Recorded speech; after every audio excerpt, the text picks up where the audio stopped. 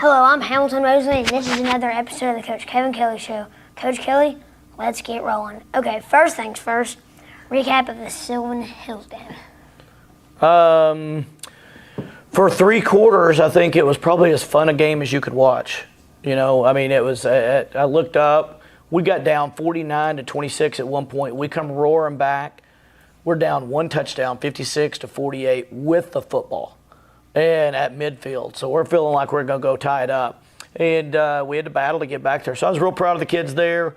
We turned it over, and they went down and scored, and it kind of went downhill from there. You know, I don't know that anybody watching this wants to learn football, but what they do need to know is this. In a normal football game, you get about 12 possessions. In that game, I think we had 21. And so everybody's like, well, look at the score, look at the points, you know, that kind of stuff. I'm always going to defend my players and my coaches. But we played 2 games worth of possessions. We played 237 plays. Your normal high school football game is 120. We literally played 2 games. So if you look at it like that, I'm not as disappointed as everybody else is in the defense and some of that kind of stuff. That's it. Our kids play hard, and they do all they can, and I'm always going to be proud. So the point I'm trying to make is this. We actually got better last week, except for the last part of the fourth quarter. And this week we're looking to rebound, and it's homecoming. We got a lot to play for. We want our seniors to be sent out good, and we're excited about it. Oh, no, yeah, exactly. It was a great game. It was fun to watch. Thanks. What went well for us, and what do we need? What areas do you think we need to improve on? The irony is that we got more stops in that game on defense than we've had. We gave up a lot of points, but we got more stops, and that's a big deal. You got to get stops on defense. And the other thing is we're really efficient on offense, except for we had 1 point, 1 punt, 1 turnover on downs, and the rest of the time we either scored or had a turnover. So if we eliminate the turnovers, like we have to do, then we're going to win the game this week. We're going to win the playoffs, and we're going to be looking good. How's the team responded? The other players stepped up really last week. The players that stepped up last week were Jackson Delk on defense. He's our admiral. We have most people have captains. We have an admiral that's the head of our captains, and Jackson Delk is that guy. He's our middle linebacker. He played really well, and then we had another senior, Cooper Williams, that played his best game at linebacker. And then we have one of our defensive linemen, Leighton Tarter. He played his best game. So we had 3 kids on defense play their absolute best game. And so those guys really, really stepped up. And then on offense, Isaiah did his normal thing, had 100 yards rushing, 4 touchdowns, you know. and not his normal 200-yard game, but he had 100 yards. And then Dylan Smith played well. J.P. Black had the best catch of the season probably. And he's a senior for us. So our seniors, as we go further, are the ones stepping it up. We're really excited about them. Moving on to our game this week, homecoming game against El Dorado. I love homecoming because what you have from homecoming is people that have graduated from this school, been there, been gone for years. Some of them it's their first time back. Some of them they come back every year. But I love it seeing people that have spent time here, and they've been on the fields, they've been on the courts, they've been cheering, they've played in the band here. So it means a little bit to them to come back, meet all their old classmates and stuff. I love homecoming. So I asked our kids this week to play for those people too, the people that have been here, the people that kind of set the standard and have watched the school change over the years, and hopefully that little bit of extra motivation will do what we want. But it's an exciting time for homecoming. I think it's kind of cool that we're having it the last game of the year. And I just hope we can perform for them on the field. What stands out after watching El Dorado on film? El Dorado, for those that don't know, El Dorado is a school that the Razorbacks used to get D linemen from. And they still look like that same crew. I don't know if there's something in the oil or water down there that makes them bigger and faster and stronger. But their O-line, D-line's really good, and their skill guys are really speedy. We're in a speed conference. We're in there with Marion and West Memphis and Sylvan Hills, and you're in there with El Dorado. They're all speed guys. You go to the other side of the state, which we'll play in the first round of playoffs, they're just well-coached teams that don't have a lot of speed. Mountain Home, Lake Hamilton, Siloam Springs, Russellville. So it's hard playing on the speed side because speed in the game of football is a really big deal. If they break our line, we don't have anybody can catch them. But it gets us ready for that other side. But that's what stands out to me is D and O line look really, really, really good, and then they've got speed on the outside that's tough to play. How do you describe their style of play?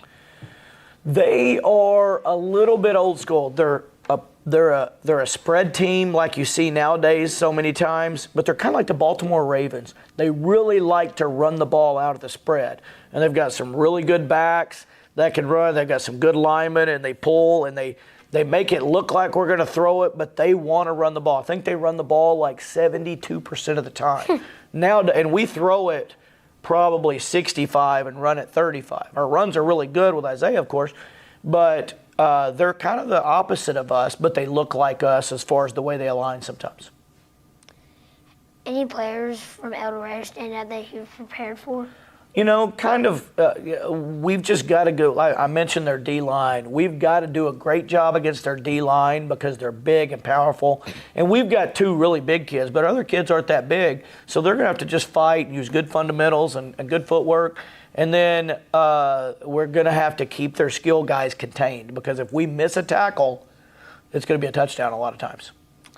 And what are some key things we need to do to come out with a win?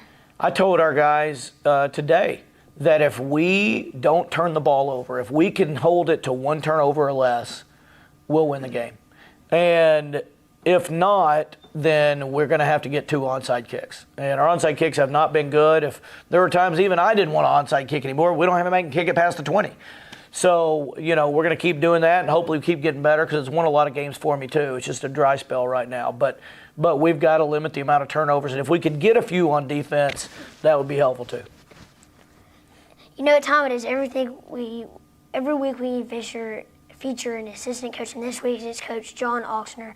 Tell us about John Oxner. He's our defensive coordinator. And he's a guy that he was a defensive coordinator when I got here. I retained him.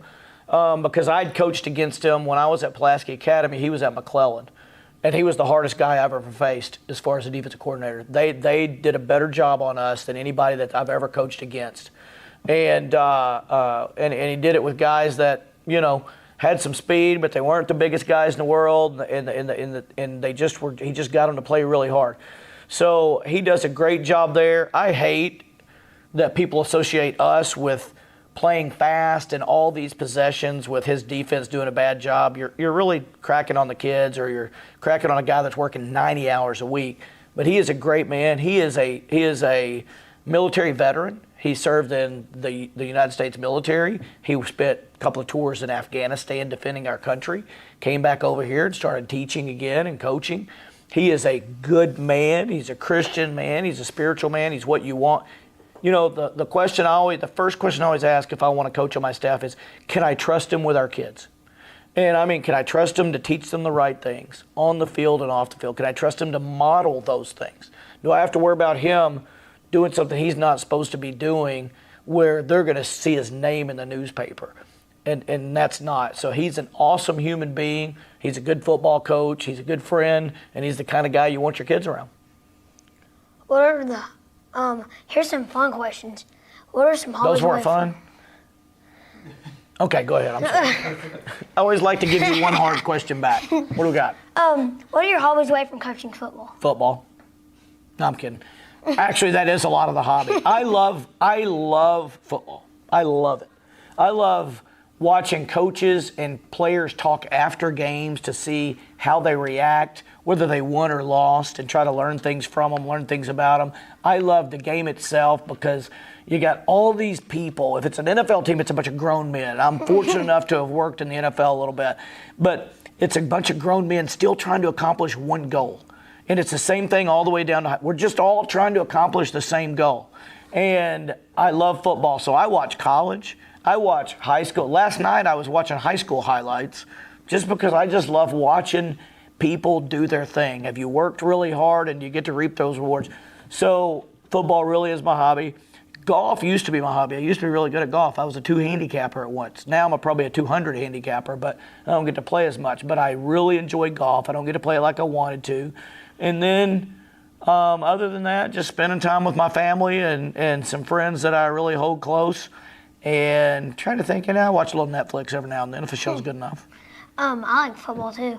Me and my dad play catch every night. You do? That means you're going to be able to catch when you're older.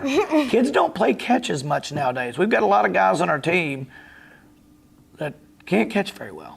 Now they're working on it, but I think it comes when you catch when you're young. You'll be able to catch a lot better when you're playing football for the junior high and high school. Can you tell us about your family? Yeah, I am really, really blessed, and I think hopefully most men would say they are. But I've got a wife that's a better woman than I'll ever deserve. Makes me tear up a little bit. But I've got a son that's a better man than I'll ever be. And I've got a daughter that I would just as soon look at her as look at anything on this planet. So when you do that, and then God did one more thing for me. When I thought it couldn't get any better, He gave me a granddaughter. And that is do you have a grandparent? I bet you are the best thing that's ever happened to them. I bet they love you as much or more than they did their own kids. So don't ever forget that when you get older and you're kind of like, I'm too cool for the grandparents. Man, don't think it, because they adore you. There's no doubt. It's like a magical bond God puts together when you have a grandchild. So my family is awesome, way better than I'll ever deserve. Sorry, I got a little choked up. But I know that you're going to have that too, and I know that you're providing that for them. So I've got the best family in the world. God's blessed me, and I'm just trying to be a good person and deserve it a little bit. What's something people might be surprised to learn about you? I bet most people in this town think I'm a dumb butt. And I'm probably the best person with numbers and math maybe that they've ever met if they get a chance to meet me. So maybe that's it. I don't know. That's about all I can say. I'm only good at two things. And you can't even tell that I'm good at football, coaching football. I used to be really good at coaching football. And but that's the one thing that's never failed me is math and figuring things out and numbers and things like that. And football. Don't forget football. Well, the jury's out on that one in this town. What's your favorite book? That's a good question. My favorite book, my favorite author is Malcolm Gladwell. And I don't know if anybody on this watching this will know who that is, but if you don't, look him up. Books are fantastic. He's my favorite author, and he's got my second favorite book. It's called David and Goliath. And it tells a story about the biblical story. You know David and Goliath in the Bible, right? It tells a story about that. It kind of paints it in a picture that it's not, not exactly what you think it was. But my favorite book is called Think Like a Freak.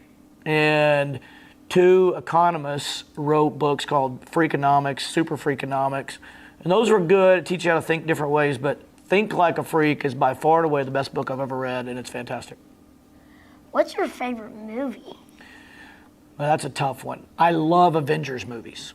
Marvel movies. You ever watched any Marvel movies? I love them all. Love all those. Batman's probably my favorite character. Spider-Man, those guys. I love those. But if you want to go to just a great movie, I loved A Few Good Men. You won't know what that is. It's phenomenal. It's a good movie. Jerry Maguire's another great movie. Trying to think. What's your favorite movie? Top Gun. Oh, God. The old one or the new one? The old one. What about the new one? The new one's good. I like the new one's fantastic. What are you talking about? I like the new. I like them both. Yeah, and if you ever get a chance, I like all the Rambo movies. You ever watch Rambo movies? I named my dog after. I got a dog named Rambo after Rambo movies. Sylvester Stallone, I think he's one of the greatest. Well, it kind of falls into what you just said. Did I ruin your question? Well, the next question is, do you have any pets? Well, you kind of answered that. I've had dogs my whole life. I love dogs. You know what the great thing about dogs is when you are a football coach and you have a tough time sometimes? They don't care if I win or lose. Do you think the dogs, when I walk in every day, I'm going to tell you, when I do something good and I've had a good day and I've been really nice to my family, done something for somebody, and I walk in, my dogs, their tails are wagging, they jump up on me and they can't wait till I get home. And they would literally lay there and let me pet them forever, I think, until they just couldn't do it anymore. But when I have a terrible day and we lose a game and everybody's throwing stuff at me and yelling at me or whatever, and I go home, how do you think my dogs are? The same. They're the same. That's why they're the best things on the planet. They're the man's best friend. They are a man's best. That's why they have that name, I bet. And I I got a dog too. You do? What's your dog's name? Thor. He's a German Shepherd. I wanted to name my dog Thor. They wouldn't let me. My family wouldn't let me. So maybe they're not as good as I thought they were. No, I'm kidding. I did. I wanted to name my dog Thor, but I named it Rambo and Rip. But Thor's my that's my favorite name for a dog, and I'm glad you've got it. What kind of dog is it? German Shepherd. That's awesome. I love German Shepherds. I've had a couple of those too. Mine are half Australian Shepherd, half Husky. And rescue dogs during COVID. You don't remember COVID, do you? Yeah, I do. Good. It was a terrible time in life. But I got 2 awesome dogs out of it.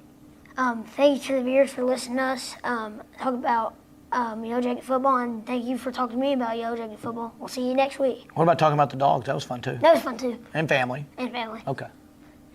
And Thanks. hobbies. Always enjoy it.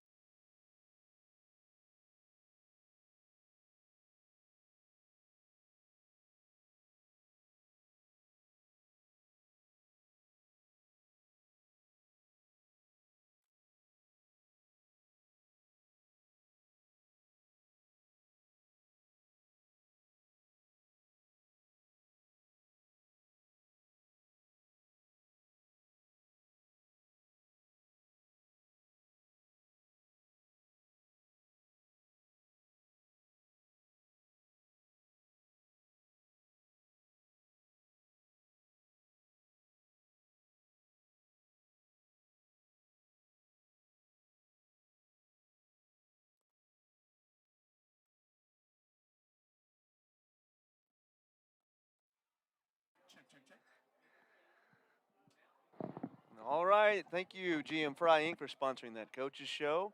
We are live at Yellowjacket Stadium on this November 7th homecoming night in a packed house in Sheridan, Arkansas on the home side. Beautiful night for football, the last home game, last season game for the Sheridan Yellowjackets. I'm Jeremy Orman, joined in the booth by Dakota Hedden, and on the field tonight we have our sideline reporter, Mike Nevins, as always. Good evening, guys. Good night, good environment here at Yellowjacket Stadium.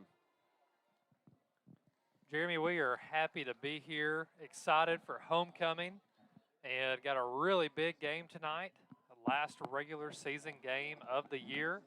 Got a really good matchup, a lot of points scored in this game last year. And what are you looking for as we get ready to start?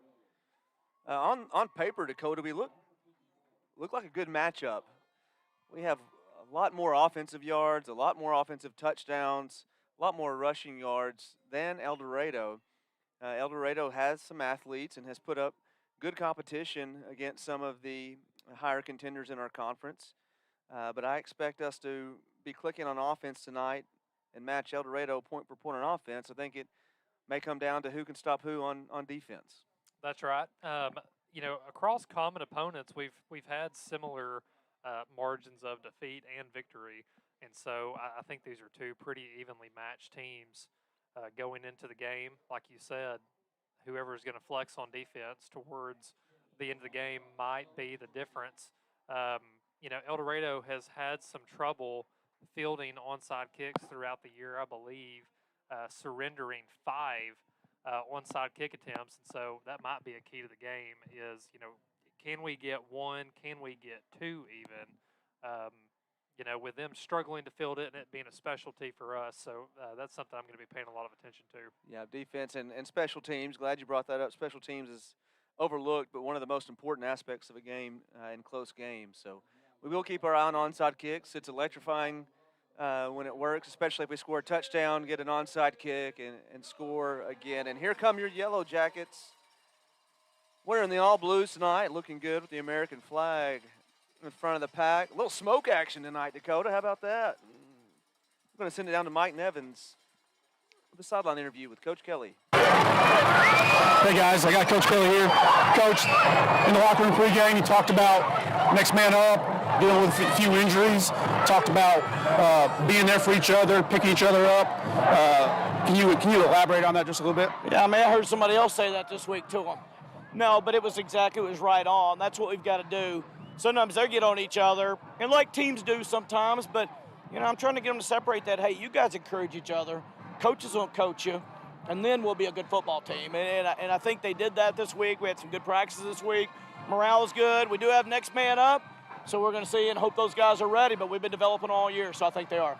I've asked it the last 2 weeks. We got all these freshmen up here. Anybody going to see the field tonight, maybe? I think you'll see one. You'll see the Goins kid. We're going to put him on kickoff because he just said, Coach, I'll do it. And he went from not doing it all to being probably our best guy. So hopefully he can go out there and show that ninth graders can play too if they can do what we ask them to do.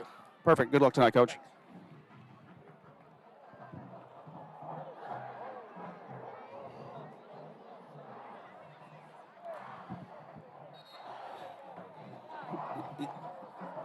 Yeah, you're going to see, of course, from El Dorado, like most everybody else in our conference, a lot of speed, a lot of confidence. We'll see how that works for us. You hope you can go touchdown for touchdown. And you just hope that you see the guys respond. You hope you see the defense come up and make some big plays. I think to have a chance tonight to really be in this game and walk away with a victory, we've got to come away with a couple onside kicks. We need to go down and attack someone when that ball's on the ground, right? And maybe they'll fight, and we'll see what happens. As always, Mike, appreciate you being our eyes on the sideline. We got a creepy scene here. It little looks smoke scene. I mean, Dakota. it's appropriate. It looks like a battlefield. Yeah, it does. I don't know. Is that the smoke from the People's Bank Grill? Is Grant Westmoreland responsible for all this I smoke? hope that is not from the grill. Okay. We did have our 25-year reunion tonight, and people appreciate People's Bank. Been out of high school 25 years. 25 years since I've been on this football field, and it's surreal to say that out loud. Yeah, comments on that. Old. I mean, I can't imagine doing that right now, but I do just hope these guys, these coaches, just enjoy this season of life because it is really special and one of the best moments of my life.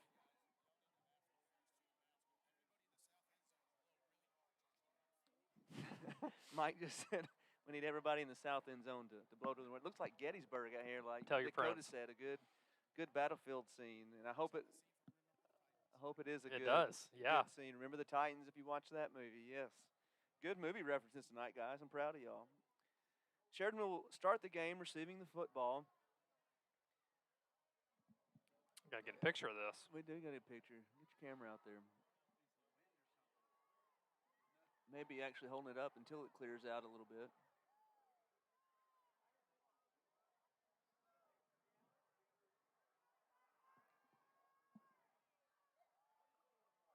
We got Spencer Green. Appears to be a deep man for Sheridan on the return team. Dakota, I'm going to need your eyes to see who else is back there with him.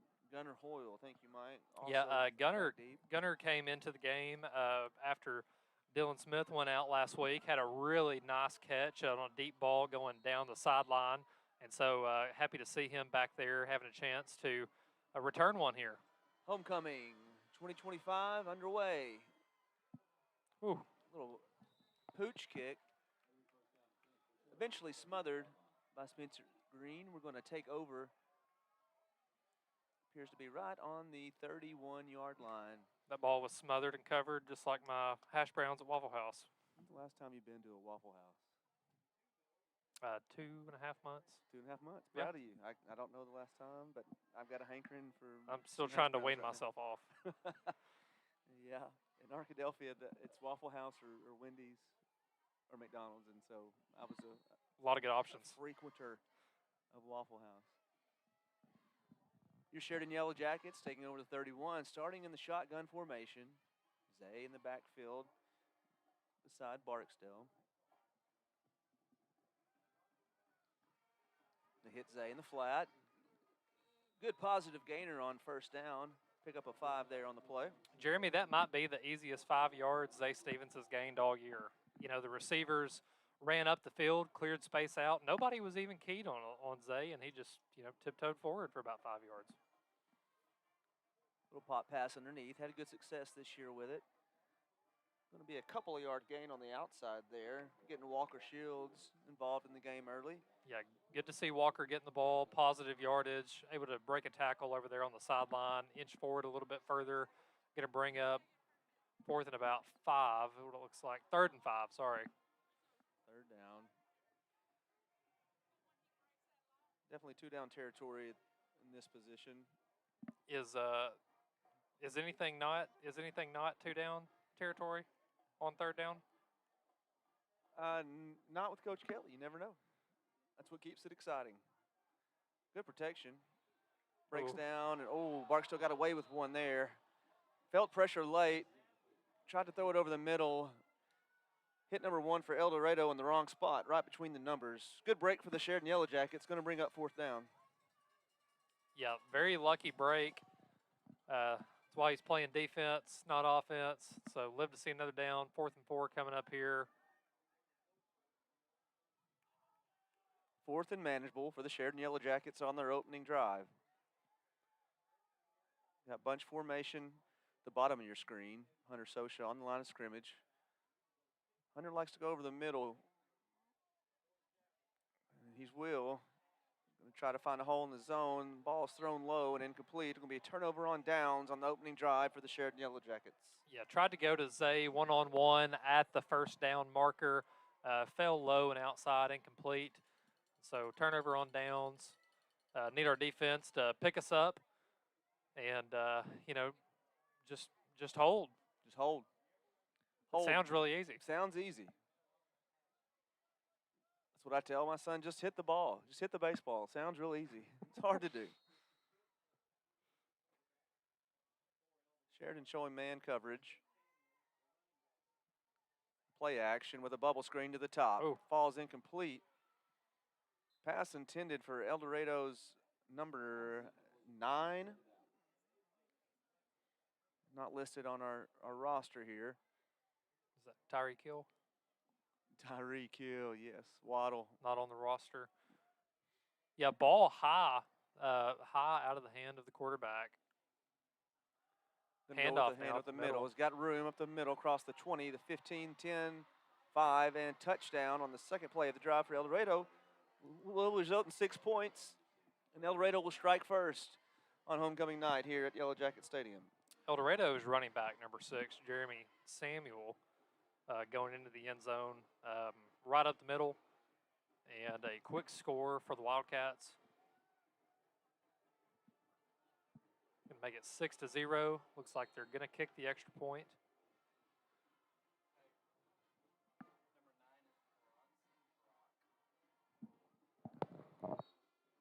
And the point after is good. 7-0 in the McCoy Tigert first quarter. We're going to send it to a 30-second break.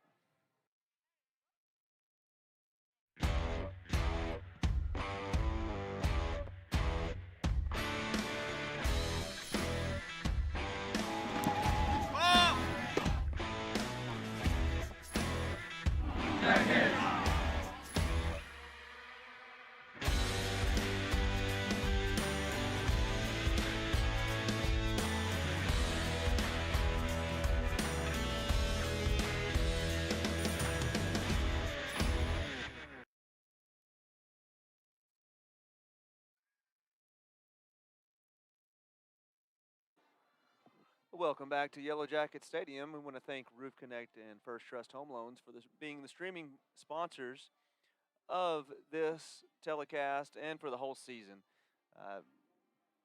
Met with a lot of classmates before the game, and they were just saying how appreciative they are of businesses and our touchdown club doing this so they could stay in touch with the game and watch from home. And so we do appreciate all of our sponsors for making this happen this year. Another pooch kick from El Dorado. Going to be smothered at the 35-yard line, and Sheridan will come back onto the field.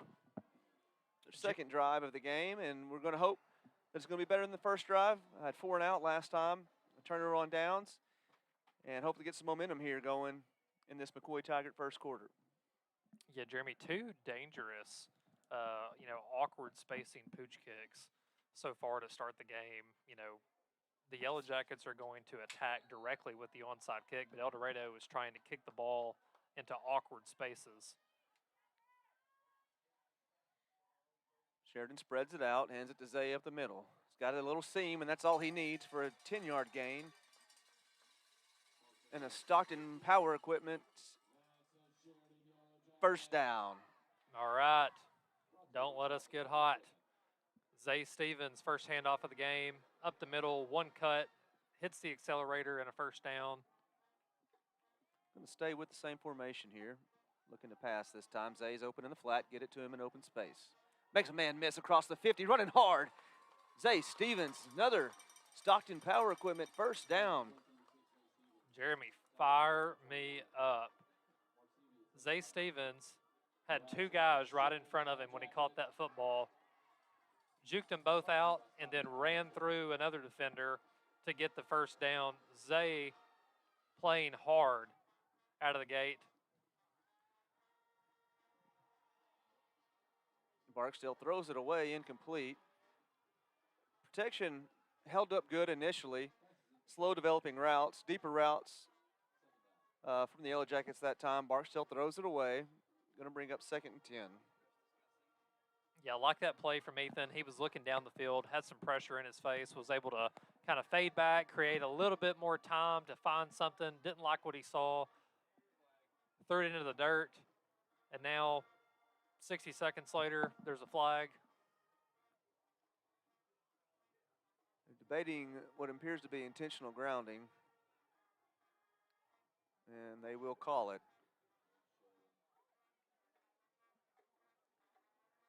Intentional grounding. It appears he's out of the, I couldn't tell from this angle to be honest, but he was scrambling. If you're out of the tackle box, doesn't necessarily have to go past the line of scrimmage in high school. I feel like it went past the line of scrimmage and there was a receiver in the general area, but define the area.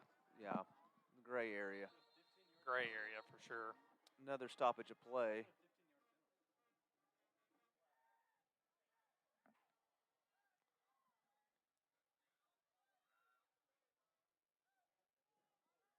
They waited a long time. They waited a long time to call that. Not sure on the stoppage there most recently. That is a spot foul on the intentional grounding. So 2nd and 25 for the Yellowjackets. Barksdale looks to the sideline to get his play call from Coach Kelly.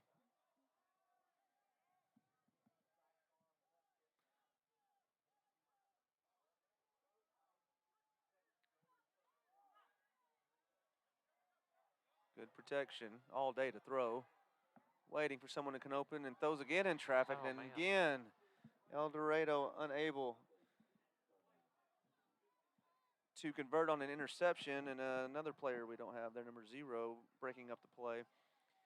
So good protection by the line. El Dorado only rushes a few, but it falls incomplete. Going to bring up 3rd down and 15. Yeah, had a lot of time to throw.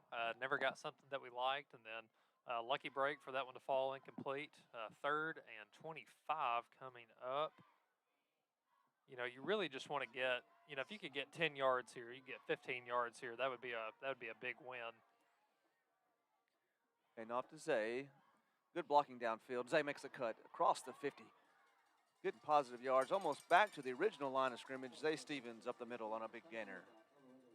Love to see that. Zay really showing off the moves so far tonight. Cutting right, cutting left, making guys miss. So got 13 yards there, and now the 12 is much more manageable. Empty formation, no running back. Barksdale trying to find a hole in the coverage. Tipped away by number 19 for El Dorado on the sideline, Jamarian Rose. Trying to find a hole there in that zone coverage.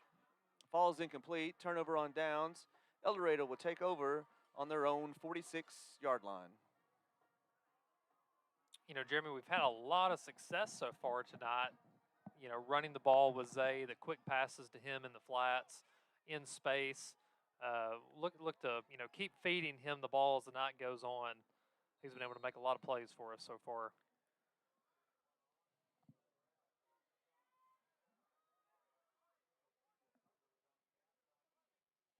Play action pass. The bubble screen down low. This time complete's got room. Across the 40, the 30. And number 2 for El Dorado.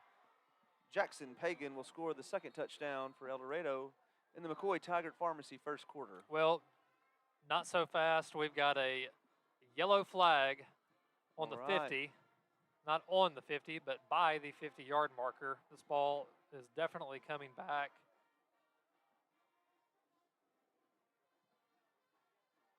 Block in the back against El Dorado. That'll be an Ace Hardware penalty.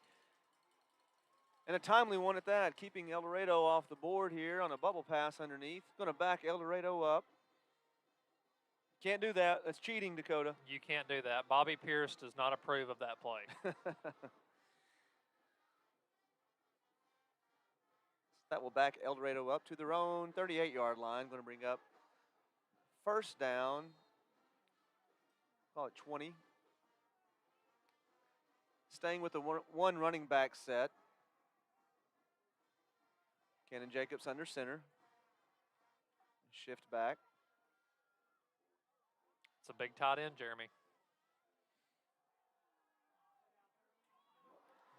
Had a man down the seam, could not get his hands on it. That ball was intended for number 30, and just short-armed it a little bit, looked like there. Got his hands on it, couldn't keep his hands on it. Several drop passes on both sides of the ball, defense and offense for El Dorado so far. Going to bring up a 2nd and 20. Big turn of events. A block in the back, and then a missed opportunity by El Dorado. Let's see if Sheridan's defense can capitalize. Late movement by our defense.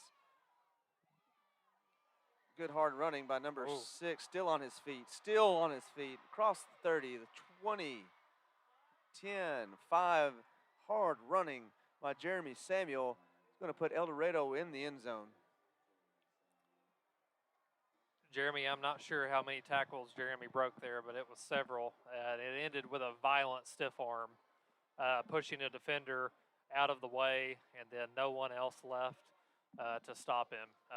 Honestly, an impressive run there. Impressive run. Good positioning by the defense. Unable to wrap up and bring Jeremy Samuel down, running with intention tonight. Good hard run by the El Dorado running back. Point after attempt. Snap is a little high, handled well by the holder, and through the uprights. That'll be 14-0 El Dorado with 8:46 to go in the McCoy Taggart first quarter. We're going to send it to a commercial break.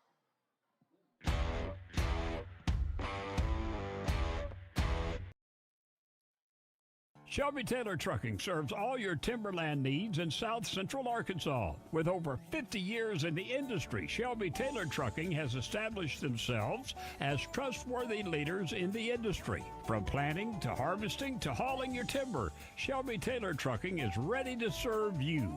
Follow them on all social media platforms at Shelby Taylor Trucking. Learn more by visiting their website at staylortrucking.com. That's staylortrucking.com.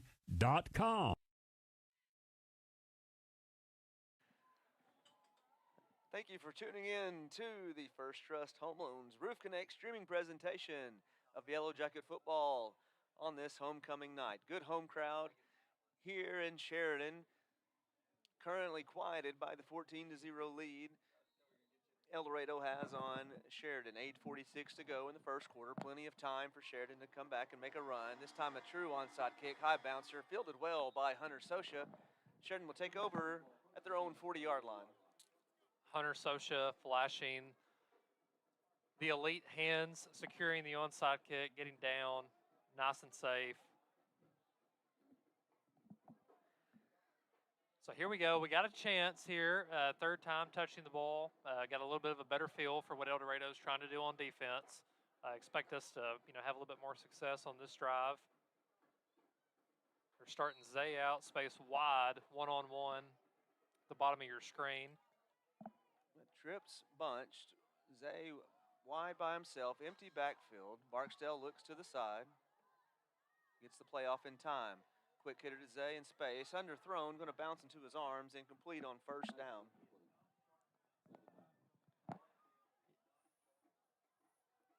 Yeah, trying to get the ball to Zay with a lot of space. All the way at the bottom of the field by himself. Was going to have one-on-one out of the gate and then only one more defender to beat after that. I like those odds for Zay, but ball didn't quite get there. Fell incomplete. 2nd and 10. Clock stopped with the incomplete pass. Ball's tipped at the line of scrimmage. Going to fall incomplete. Intended over the middle for number 3, J.P. Black. Yeah, I couldn't tell if that was going to J.P. or Walker. Both kind of coming across the middle of the field for a mid-screen, and just got tipped at the line and knocked down. So big third down here. Going back to a trips formation. Quick pitch to Zay. Zay stretched out, finds a little seam, cuts it up inside, and crosses the 50 to the El Dorado 48 for a Stockton Power Equipment first down. I tell you what, Jeremy, that number 6, Zay Stevens, he can really run the football. It's fun to watch. He doesn't need much room, and when he gets it, he hits it hard. Dynamite comes in small packages, is what I was told growing up, and I think that's true for Zay. Boom. So big first down. Barksdale under pressure, has to get it away a little early, intended on the out route to Zay Stevens, falls incomplete. Yeah, Zay comes out of the backfield, runs up the field, and then breaks to the outside. So a creative way to run an out route with your running back. Just a little outside that time. So fell incomplete harmlessly. Going to bring up a 2nd and 10.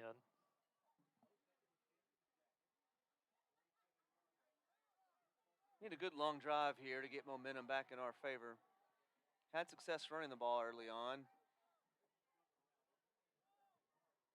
See if we go back to it here with Zay.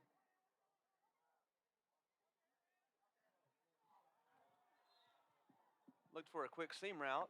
Didn't like what he saw and throws it away for another third down attempt here for Sheridan. I wonder if he was feeling a little bit of phantom pressure there. You know, he's had guys in his face all night, and you know, maybe internal clock was ticking and thought he didn't have as much time as he did that time. Barksdale's done a good job of throwing under pressure and willing to take a hit.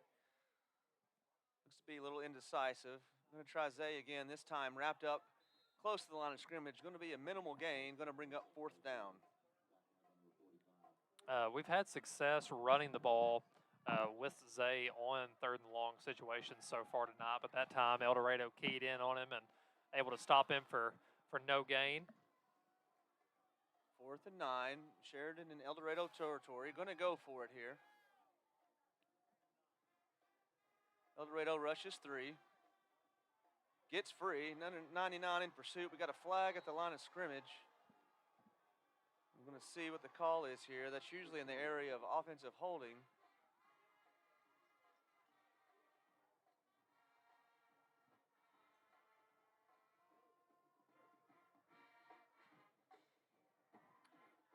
And it is. That penalty is declined by El Dorado. And El Dorado will take over on a turnover on downs. Tough result. Over 3 on 4th down so far now. And El Dorado taking over at the 44-yard line, again in positive territory. So they're going to say he was sacked, which is why the ball moved to the Sheridan 44-yard line. El Dorado's spreading it out, one back in the backfield. Jeremy Samuel not checked into the game. We got movement up the field before the ball was snapped by the man in motion. Putting back El Dorado up 5 yards, 1st and 15. This is a Sheridan Ace Hardware. You can't do that penalty flag. You can hear the guys on the sideline in our headsets really encouraging their teammates, saying, let's go D, let's get a stop. Play action pass, going back to the bubble screen. Athletic catch by number 9 in open space. Sheds a tackler down to the 20, fumbles the ball. Ball's on the ground. Still scrumming over it. It's going to be a dog pile. Officials going to have to sort it out and see who recovered. Jeremy, that looked like a forward lateral to me. But what do I know? We'll take the ball. They're going to call it a fumble. I don't think we should correct them. Call on the field is a fumble. Sheridan with a defensive stand going to take over at their own 10-yard line. Good pursuit by Sheridan. Number 9, Branson Brock with an athletic catch on a bubble screen, and then turns over the ball to us after a hard run. You know, that we did not force that ball out. He tried to get a little cute at the end of the run and really just gave us a gift, wrapped it up with a bow, and we'll take it. So I feel like our defense really needed that. Yes. Really needed a win. Confidence booster for the defense. They're going to mark it, I guess, where the ball came out. Sideline interference. Thank you, Mike. So we recover at the 10. Sideline interference call moves us up 15. And that's where we're going to take over. Out route intended for number 1. Walker Shields falls incomplete. Yeah, ball a little high for Walker there on the out route. Glad to see that go incomplete. Ethan's got to settle in a little bit tonight. Normally very, very accurate, but we've had some balls go high, some go low. And so he's going to get settled in here. 7:02 in the McCoy Tigert first quarter. Hand off to Zay. Zay's got room on the outside. Good open field tackle by number 5 for El Dorado, DeVecchio James. Yeah, good tackle from number 5, El Dorado. That's as tough as it gets, trying to wrap Zay up in space, and he was able to win that time, but Zay's made plenty of guys miss so far tonight. Seldom does one man bring Zay down in open space. It's a good job by El Dorado's defense. Good hard run by Zay. 1 yard gain, 3rd and 9, 6:30 to go in the McCoy Tigert first quarter. Got Hunter over the middle. Nice throw. Hunter lives over the middle. Good gainer on 3rd down. Out to the 50-yard line. Hunter Sosha. Really well-placed ball from Easton. Up the seam to Hunter Sosha. That guy converts 3rd downs over the middle. It's often not a safe space, but he feels safe over the middle. The guy has lived there, has taken some licks, still goes back to it. Oh, no. Missed exchange on the handoff. El Dorado thinks they've recovered, and that is the call.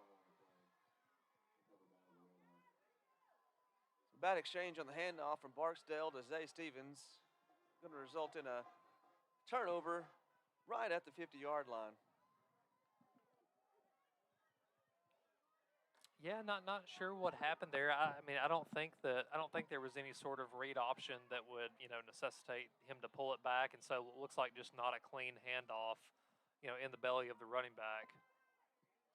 So trading fumbles back and forth. El Dorado is going to get the ball back around the 50-yard line.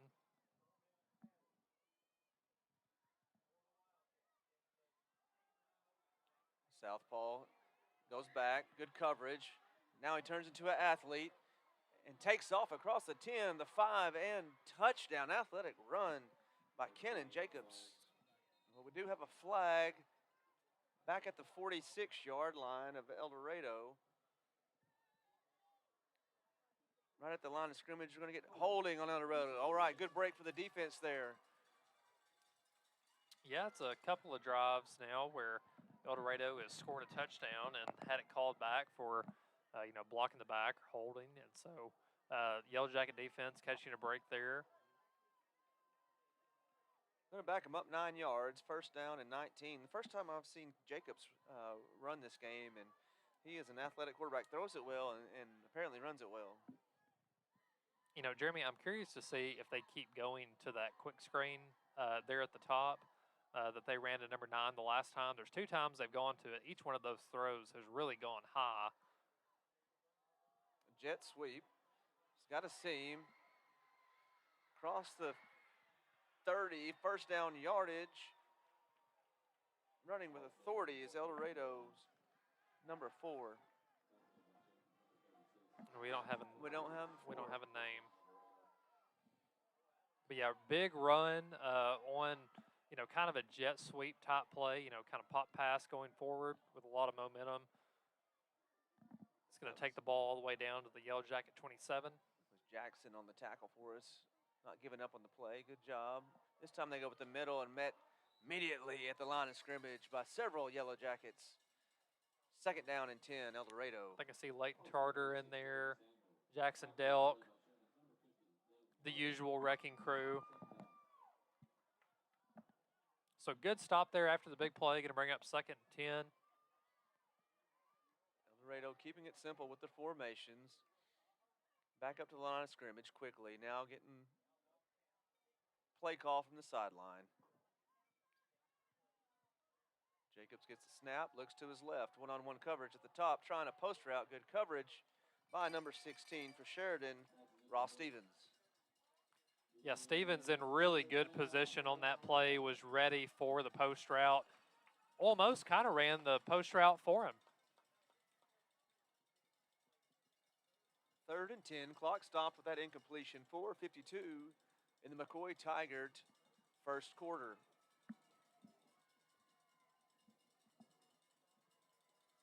Same formation from El Dorado. Jacobs takes the snap. Read option, and he's got room on the left side. First down yardage, even more, across the 10. Cuts it back across the 5 and into the end zone is Jacobs for El Dorado. Jacobs is pretty quick.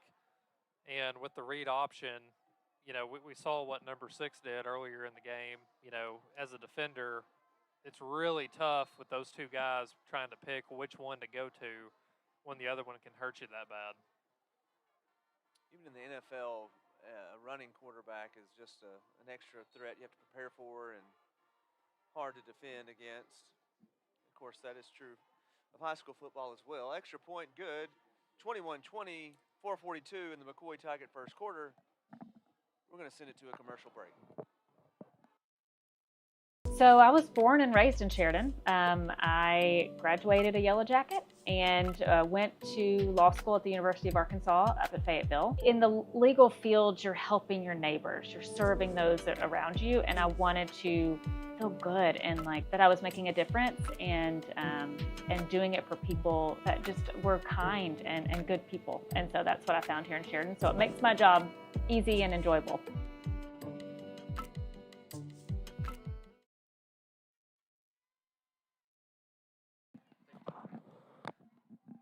Welcome back to the Roof Connect First Trust Home Loan streaming presentation of Yellowjacket football. Thank you for tuning in.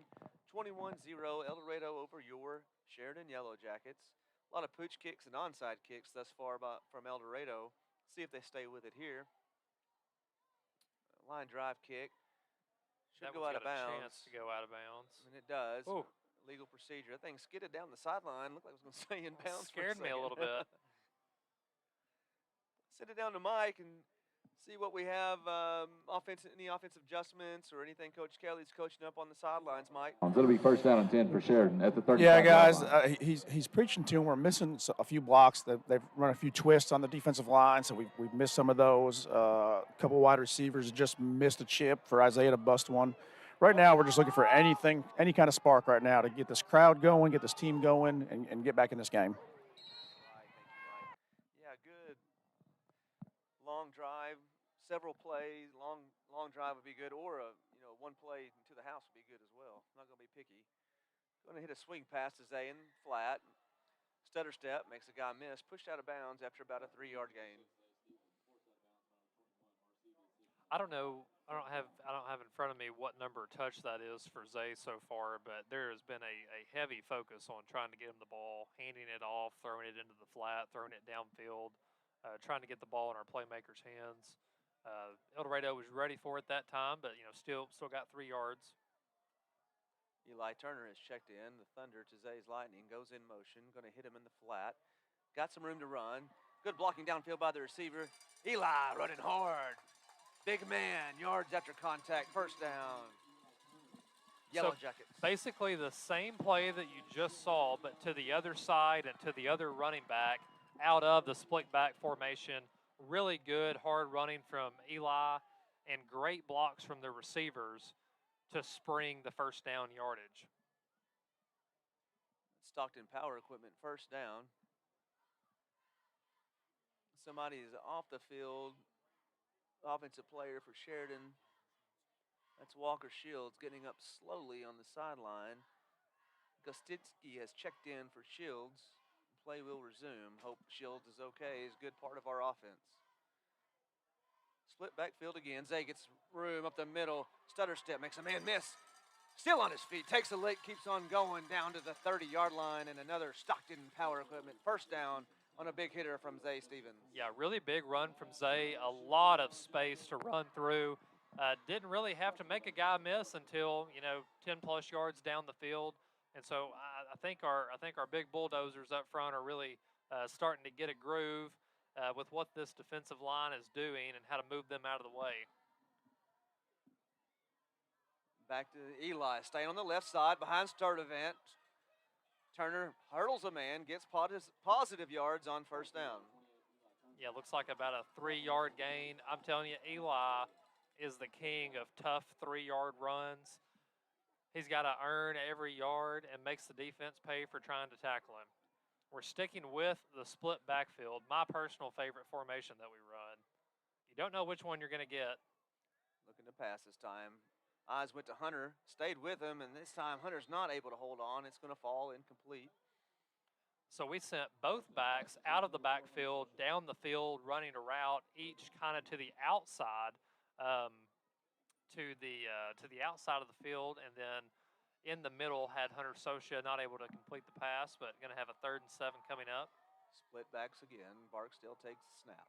Looking to his left, plenty of time to throw. Good job by the offensive line. Still all day to throw. Finds Turner, the check down. Catches the ball on the sideline. Gets extra yards after the catch for another Stockton Power Equipment first down. Eli Turner could use a personal sponsorship from Stockton Power Equipment. Those two go hand in hand. Yes. 6th play of this drive for your Sheridan Yellowjackets. This time Eli Turner lined up as a receiver at the bottom of your screen. Zay alone with Barksdale in the backfield. Eli really flashing the hands on the last few plays. Barksdale giving ground. Throws off his back foot and complete in the end zone to number 81. Gostinski on the board for Sheridan Yellowjackets. Man, Jeremy Gostinski did a great job coming back to that football. Ethan threw the slant off his back foot, falling back with pressure in his face. Ball floated just a little bit. If Gostinski doesn't come back to the football, it gives El Dorado a chance to run underneath the route. But Gostinski did a great job, just like all the receivers do, coming back to it. 2-point tries. Got a man out the back of the end zone. Complete to Hunter Socia, number 4. Adding to the 6 points on the Teeter Motor touchdown from Sheridan Yellowjackets. A good 6-play drive resulting in a touchdown and a 2-point conversion, cutting the lead 21-8, 2:41 to go in the McCoy Tigard first quarter. Let's hear a word from our sponsors. We'll be back shortly.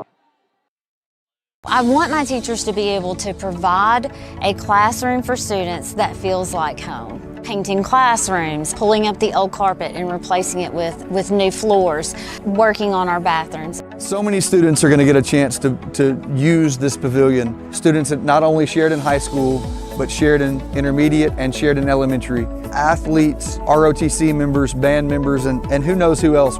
On November 18th, I definitely encourage you to think about our students and vote yes to the millage extension.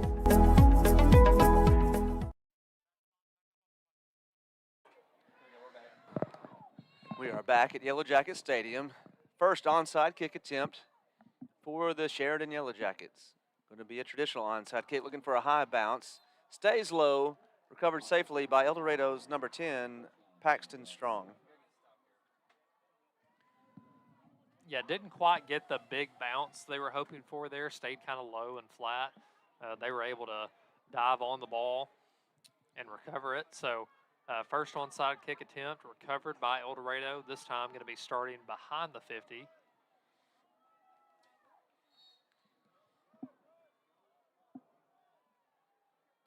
El Dorado going to spread it out.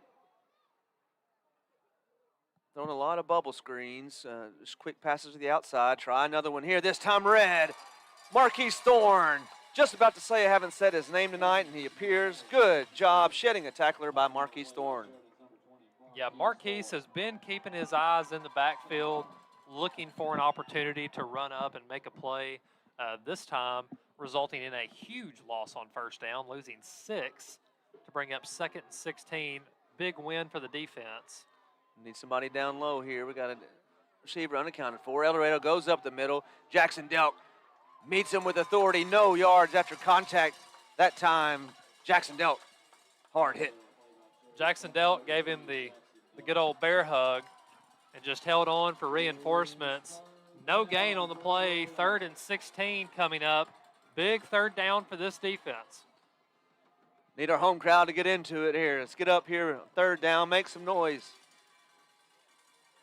3rd down and long. Sheridan just needs to keep everybody in front. No big play here. Empty backfield. A lot of receivers at the top of the screen. Jacobs takes the snap. Good pressure. Good pursuit. Delk in the area. Still waiting. Throws up a Hail Mary. And complete over the outstretched arms of Thorne. Unbelievable play by Jacobs, throwing a ball up for grabs and completed. We got a flag at about the 50. Usually when a slow progressing passing play happens, you get a legal lineman downfield, and that's what we have. Yeah, good call, Wow. Jeremy. Going to negate a huge play for the El Dorado Wildcats. A play in which we were in hot pursuit.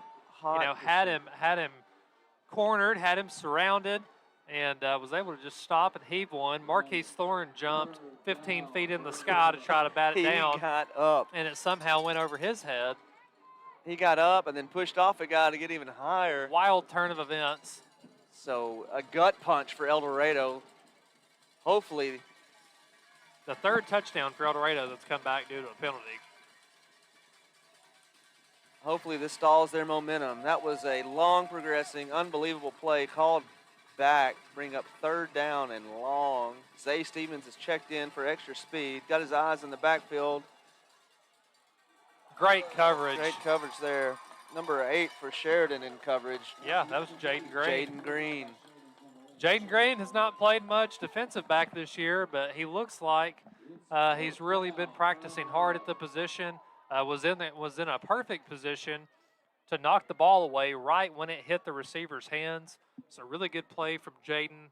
Going to bring up a 4th and 21. And El Dorado is lining up to punt. Not sure we've called Jaden's name on defense. A return guy, some receiver time. Showed good makeup speed there, tracking the ball down, knocking away at the right time. Snap is good. Spiraling kick. No one back for Sheridan. Takes a small bounce forward. Good defensive stand by Sheridan. We're going to take over at our own 19-yard line. We're going to hear from our sponsors and come back to you to finish this McCoy Tigert first quarter.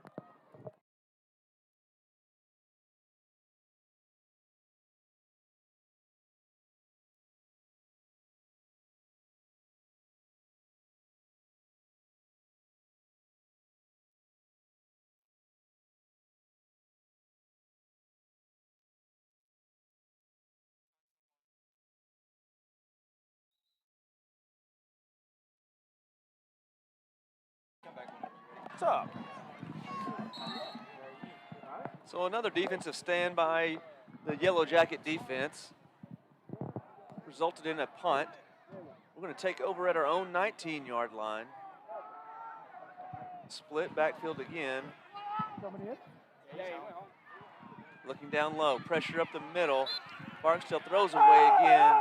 That's going to be unnecessary roughness on El Dorado's number 74.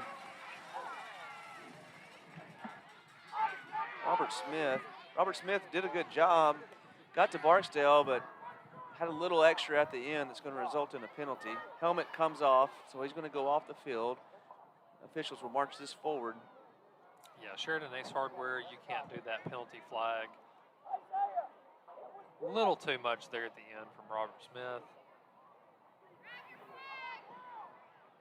Roughing the passer against El Dorado. So Jeremy, after a split backfield of Eli Turner and Zay Stevens the last time. Gunnar Hoyle is checked in there. Yeah, I see Gunnar in the backfield. So we had a good long drive with the split backfield look. This time Gunnar's going to line up as a split back, up closer to the line of scrimmage. Officials asking to reset the play clock. That's not raise the roof, Dakota. He's not raising the roof. He's saying reset the play clock. We will. We will raise the roof. We're not scared to. Barksdale with the snap. Quick handoff to Zay. Zay's got good blocking. Good edge block by number 4, Hunter Sosha. Got a little horse collar there. Don't be afraid to call a horse collar. No flag, but nonetheless, a good first down yardage for Zay Stevens. And good downfield blocking by our receivers that time. Yeah, Hunter Sosha sealed the edge for Zay to be able to bounce that run to the outside, crashing down on his defender. So really good block from Hunter to spring Zay. It's going to bring up a 2nd and 3. Zay was knocked out of bounds. Clock is stopped, 21 seconds to go in the McCoy Tigert first quarter. Big Eli Turner up the middle, turning his legs. Pyle still moving, looking for the first down yardage. Might be a little short. Number 28, Eli Turner. Gonna wait for the final spot here. Tackle made by number 52. Official at the top has it right at the marker. Yeah, really close. He's telling them to move it. That's going to be a first down. He's signaling to move the chains. Here between the quarter. No, I think he waved it. I think he told him first down. Looks to be a Stockton Power Equipment first down, and it's going to be 21-8. El Dorado Wildcats over your Sheridan Yellowjackets. End of the McCoy Tigert first quarter. We're going to send it to our sponsors. Here at Reliance Bank, our name says it all. Rely on us. We proudly celebrate that our Kansans have done that for 60 years. To provide personalized service, a face-to-face human connection with convenient and secure technology. Rely on us to be with you in the community, continuing to make Arkansas a great place to live and do business. Reliance Bank. Visit us today.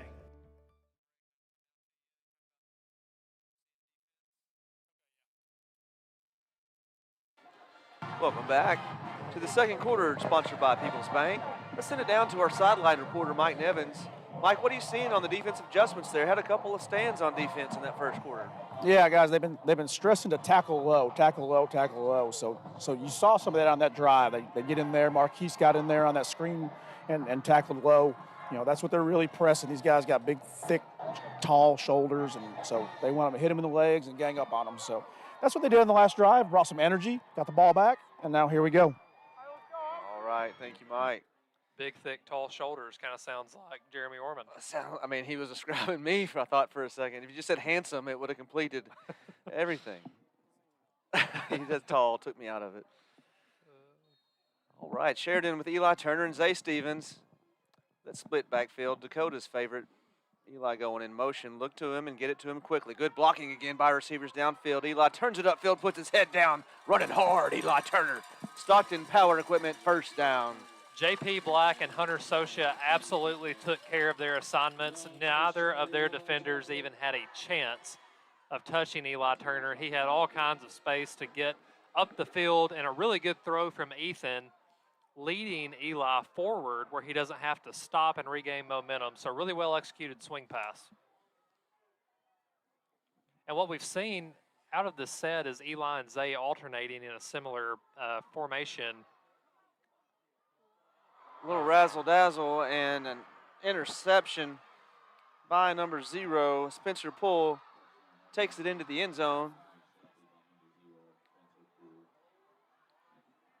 See a flag down on the far side of the field around the 35, 36. Barksdale looks left, spins back to the right, trying to hit Eli Turner on a screen. Down here at the bottom of the field, athletic play by El Dorado. Spencer Poole picking that out of midair. A very impressive play from him with the misdirection of looking to the left. I mean, it is very much staying at home and being aware of your assignment to even have a heads up to try to throw your hands up in that situation. But trying to get the ball back to Eli with a quick screen.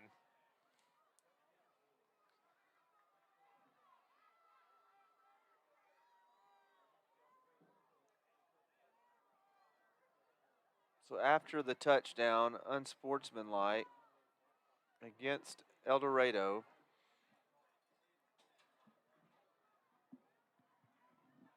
A lot of Sheridan Ace hardware penalty flags on El Dorado so far tonight. Is that going to be enforced on the kickoff, probably? Yep. So the 3-play drive by Sheridan ending in an interception. El Dorado will line up for an extra point, trying to extend the lead. Currently 27-8, 11:20 to go in the People's Bank second quarter. And the kick is through the uprights. 28-8, El Dorado. We're going to send it to a break. Be back shortly.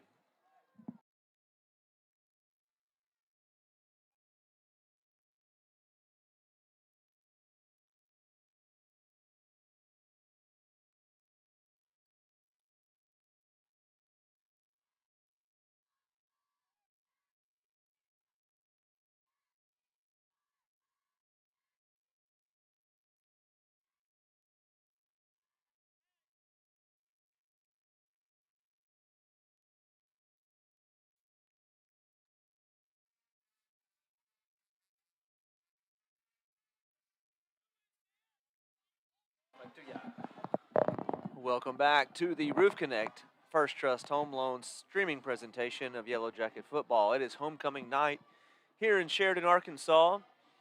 El Dorado currently leads 28-8 on a beautiful night. Moon is sitting low here to our left. Good turnout by the home crowd. And we need some offensive mojo here, Dakota, in the second quarter. Had a good drive 2 drives ago, about 6 plays, resulting in a touchdown. We seem to have success when Barksdale hits his back foot and gets rid of the ball quickly. That's right. Jeremy, we've seen a lot of success with Eli and Zay in the game together, and we've had a lot of success running the ball with either back so far. And, really looked like we were starting to get in a groove on offense. And so just need to resume right where we left off when we get the ball back here. El Dorado has tried some pooch kicks and one onside kick. The Ace Hardware penalty has backed them up, and so they do another pooch kick. Going to have good field position if we can get on it. It is fielded, but minimal return by Sheridan's Jaden Green. His younger brother's on my son's basketball team. That is Jaden Green. So good job by Jaden securing that ball and holding on to it. Hot pursuit from El Dorado. Another awkward spacing kick. It's too short for your deep guy to run all the way up and catch it, and it's a little too far for your deepest short guy to run backwards and catch it over his head, and so it just creates the opportunity for chaos. But luckily, we've been able to recover all of these so far. It's almost like a golfer's chip shot. Like he knows where that hole is and is trying to put it in a hole. Motion behind Barksdale is Hoyle setting up a screen. Slow developing play, read well by El Dorado, and will go incomplete. Barksdale taking a hit after releasing the ball. Slow developing play. Took a long time to come to fruition. El Dorado had a lot of pressure in our face and was also tracking the receiver well that we were looking to throw to. So fortunate to see that one go incomplete. Going to break up a 2nd and 10. Eli coming back into the game.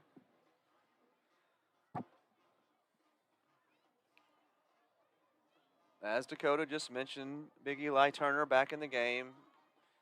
Looks like we might be going direct snap here. Maybe not. Hand to Zay on the left side behind Sturdivant. Zay with a small seam and makes the most of it. Up across the 50 to the El Dorado 49, resulting in a Stockton Power Equipment first down. He doesn't need a lot of space, and they gave him just enough. Zay bursting through the seam for the first down, falling behind the blockers. Good work from them moving this defensive line back off of their blocks. Same formation. Kelly calls for a check.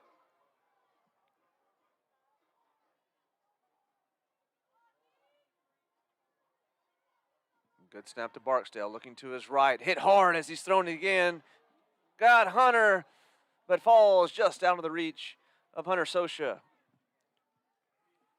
Man, just missed Hunter there. Ball didn't hang in the air quite long enough. Ethan got smacked when he let that one go, and Hunter not quite able to get to it. Opportunity for a really big play there. Out of this split backfield, El Dorado's been very keyed in on Zay and Eli, and not as much focus down the field in coverage. El Dorado rushes forward. This time Zay goes to the right behind Ethan Cowden. Zay securing the ball, number 5 for El Dorado. DeVecchio James tried stripping that ball. That might have been Bertavian Brown, actually. There's 2 number 5. Tried stripping that ball out, but Zay secured it, getting good yardage there on second down. Zay running hard behind Cowden and behind Eli there. Eli, you know, is kind of like a fullback. You know, that's somebody that I would want to run behind for sure. But yeah, Zay did a great job keeping it high and tight. El Dorado brings a lot of men up to the scrimmage. Turner makes the first man miss. 4 El Dorado defenders stand Eli Turner up on the sideline. Minimal gain on third down, maybe a yard. I do want to point out 4 defenders versus 1 Eli Turner. Eli Turner standing up still. Reminds me of throwback Peyton Hillis Yes. for the Razorbacks. Yes. Good hands, but hard runner. Yes. Good comp. 4th down. Big play here for the Sheridan offense. Empty backfield. El Dorado showing pressure, and here they come. Barksdale backing up. Scott Sosha over the middle. Good hands by Sosha. Running after the catch. Got a little room. Knocked out of bounds. About 19-yard line. Yeah, good blocks down the field from Zay and Gostinski, springing extra yards after the catch, and there's a flag down in the backfield. Looks like roughing the passer on El Dorado. Another Ace Hardware penalty. The play resulted in a Stockton Power Equipment first down. Wow. Yeah, tack that on to the end of the run, and the ball's going to be placed at the 10-yard line. We're looking at 1st and goal. So 1st and goal. 9:05 left in the People's Bank second quarter. Good drive put together so far by the Sheridan offense. Good mix of runs and passes. Good balanced approach. Offensive line doing a fairly well job holding up against the blitzing of Wildcat defense. Turner alone in the backfield with Barksdale, Black in motion. Oh. Pass intended over the middle for Hoyle, disrupted by 19, Jamarian Rose from El Dorado. Anytime a ball over the middle gets tipped, you hold your breath if you're on offense, and thankful to see that one fall harmlessly to the ground, out of bounds in the back of the end zone. Good job by the men up front protecting Barksdale that time. Had all day to throw. Went through progression of reads.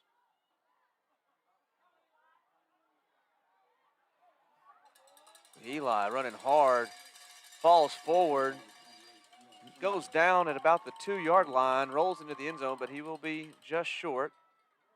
Really good, tough run between the tackles for Eli, following the lead blockers. The line doing a great job creating room to run. They're going right back to him up the middle, and he's going to be in. He's in. He got in initially. There we go. There touchdown. Teeter Motor touchdown on a hard-nosed run by Eli Turner. I think comparable vehicle would be an F-350 for Eli Turner. F-350, maybe dually. Maybe a dually, yeah. Yeah. Diesel. Brush guard on the front. Yeah, brush guard on the front. Winch to help other people out. That's right. Yeah, just a bus. He's a bus. Good drive by the Sheridan offense. Putting it together, we're going to try a one-point attempt. Going to try to draw them off sides, I would assume. And wait for it. And we get them. Like clockwork. Like clockwork.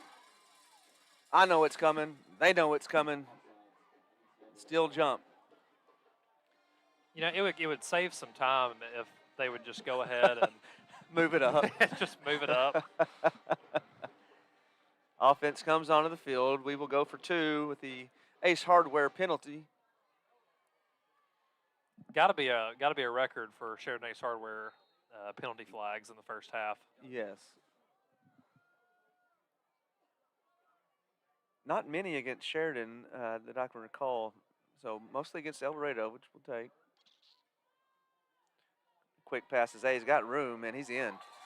Zay had to decide which hole to run through there. I mean, there were several options open, the first, the second, the third. I mean, he could have anything he wanted. Really good job from the offensive line and these receivers blocking. Had a lot of success running the football tonight. Yes, we have, which is a testament to our boys up front, linemen. 8:28 to go in the People's Bake second quarter. Let's hear from our sponsors. Here, Reliance. No one loves this building more than I love this building. It's been my home for 31 years as a teacher, but even I know that it's time for new things and new opportunities for our students at Easton Elementary. As our community grows, we need more space for kiddos, more space for our activities, more space for the services that we provide to kids, and I think a new building would offer us that opportunity. New opportunities for our kiddos, I don't know why anyone would not want that.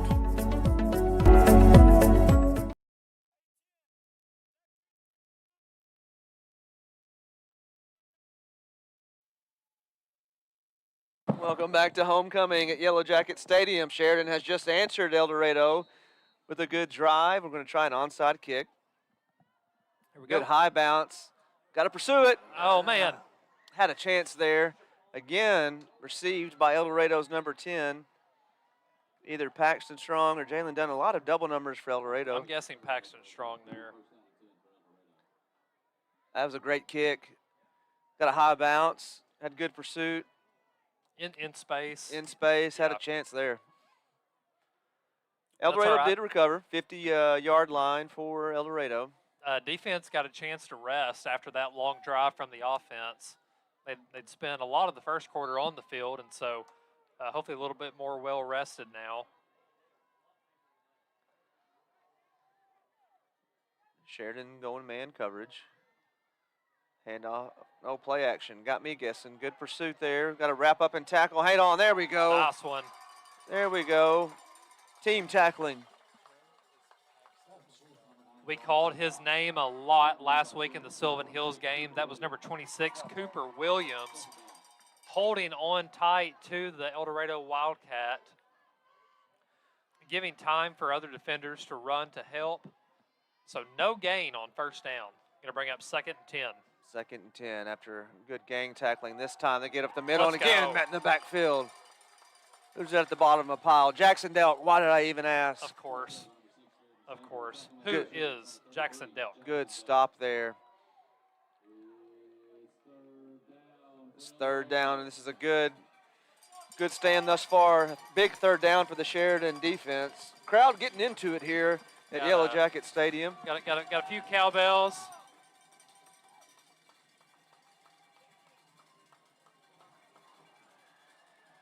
We've got men in the area, and we stop him short. Again, There we go. Jackson Delk on the carry. Good coverage downfield by the Yellowjacket defense. Cannon Jacobs, really was able to cover a lot of ground quickly after dropping far back in the pocket. El Dorado's going to go for it here on 4th and 5. Out of field goal territory. Oh, and we jump.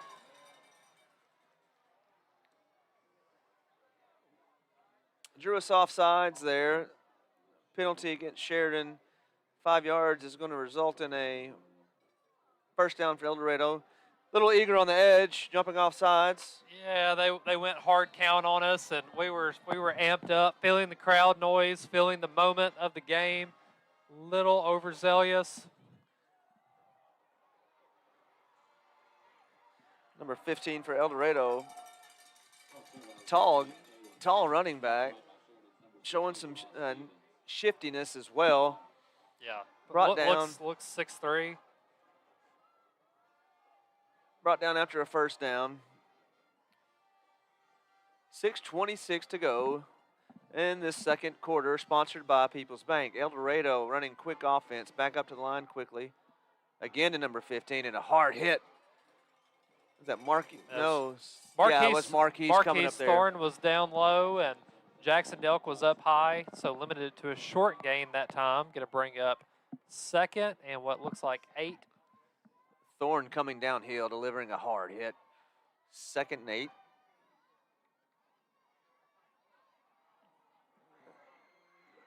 Man. And a touchdown from El Dorado. on a run up the middle by Jeremy Samuel. Got hands on him, but those big tree trunk legs ran right through. You know, they're trying to tackle low. A guy like that, you got to tackle real low. Yeah.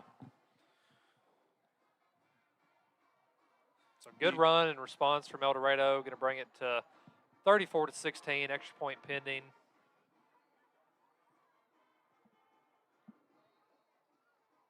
And the kick goes through the uprights, 34-16. El Dorado, 5:49 to go in the second quarter, sponsored by People's Bank.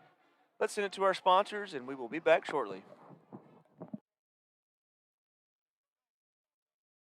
Banking is a lot like football. You need a solid game plan to reach your goals.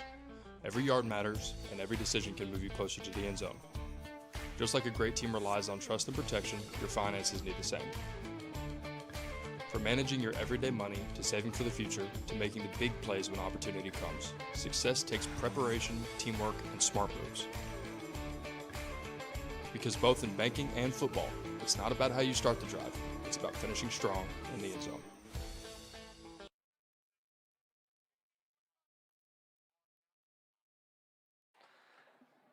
Welcome back to the Roof Connect First Trust Home Loans streaming presentation of Yellowjacket football. 35-16 El Dorado over your Sheridan Yellowjackets.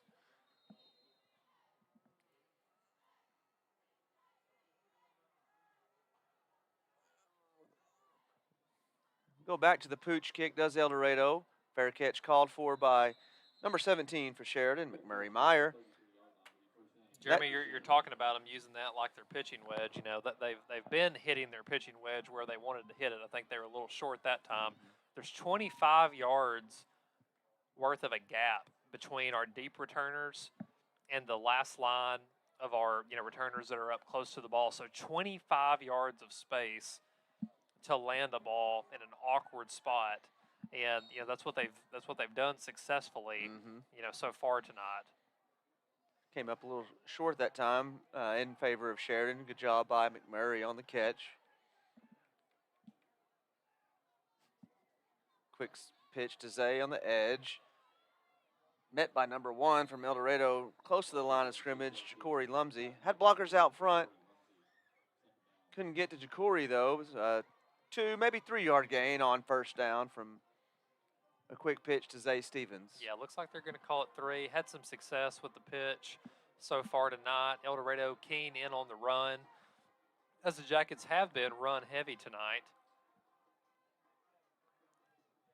Receivers and offensive line doing a good job blocking. Zay looking to take a snap.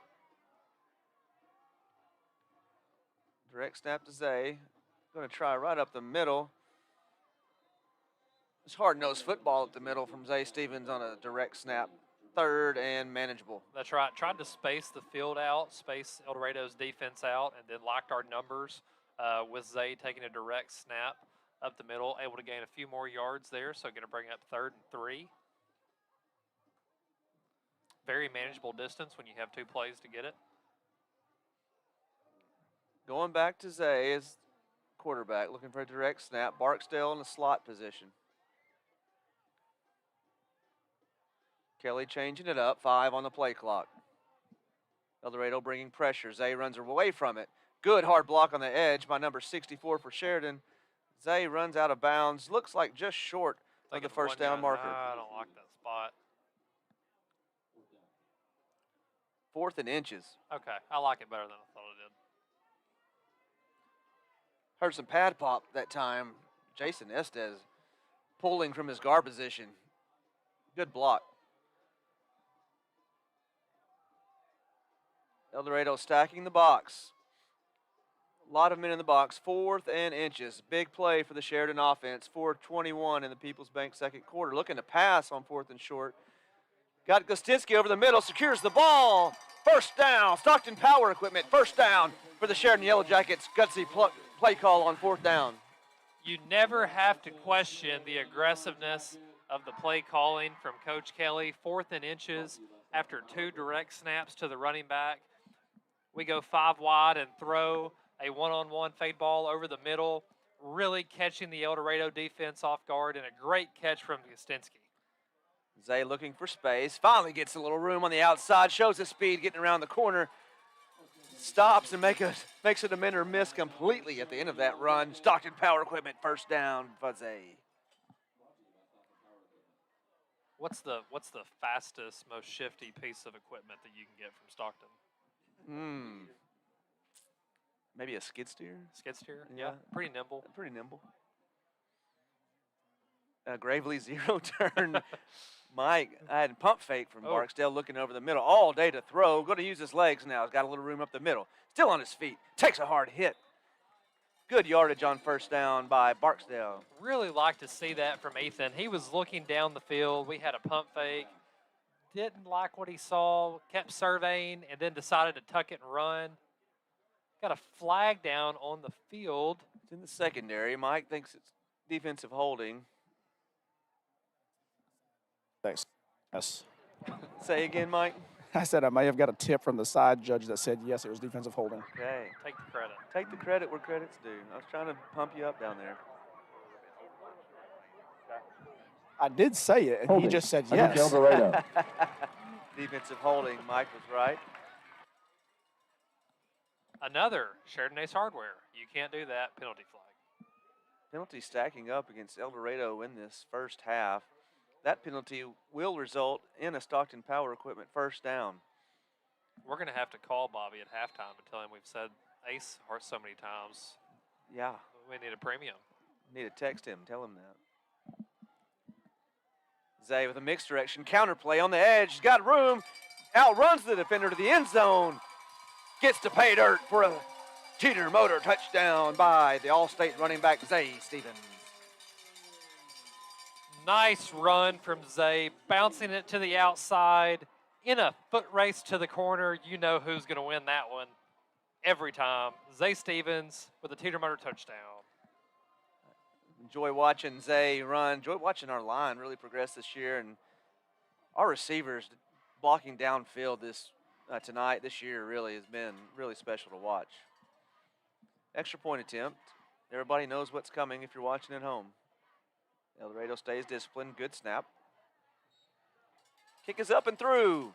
Sheridan cuts the lead to 35-23 with 3:28 to go in this People's Bank second quarter. Let's hear a word from our sponsors.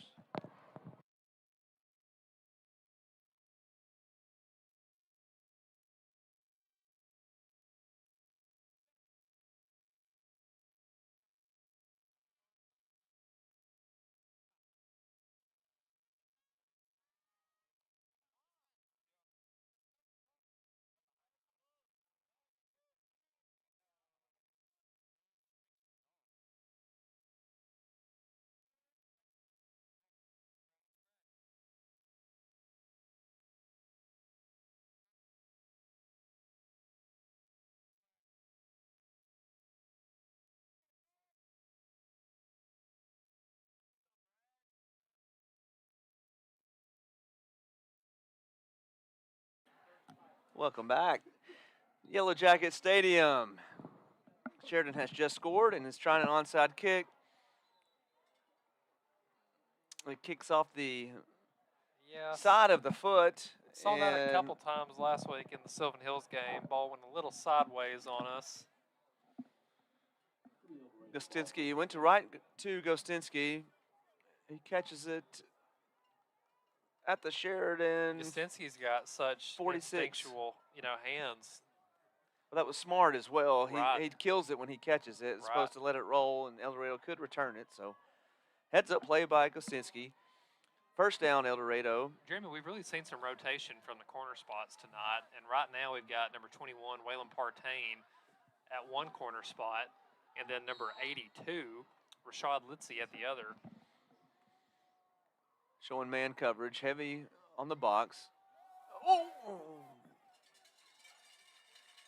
I think that was Thorne that came out to make a hit. He came downhill hard. Met the running back in the backfield, keeping it to a minimal gain on first down. Good hard play by Marquise Thorne. As keyed in on the run as they were, and as many guys, as close to the line of scrimmage, you really got to watch for play action here. Going option.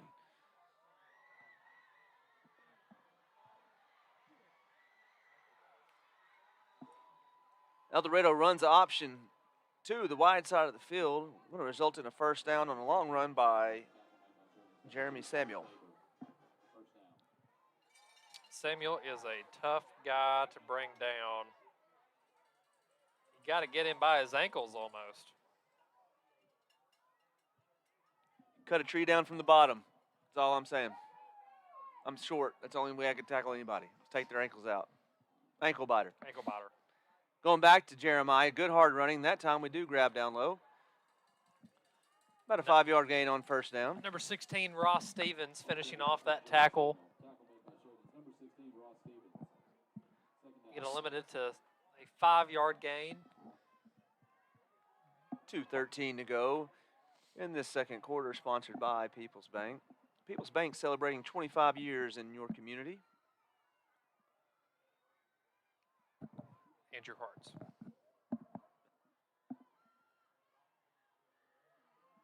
Jacobs keeps it around the edge, keeps his feet in bound, nimble footwork, but they say he's going to step out before getting into the end zone. There was a collision with number 16, Ross Stevens, there at the goal line. Looks like he was forced out of bounds just before sneaking in. Really nice play from Ross. First and goal, El Dorado. Jacobs getting the play call from the sideline.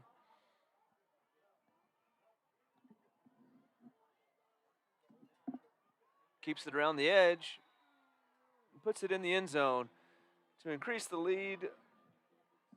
Another 6 points. Let's see, is that 41? Yes, 41-23. Still a minute 49 to go in this first half. Sheridan will have some time to get down the field after this attempt to cut the lead before half.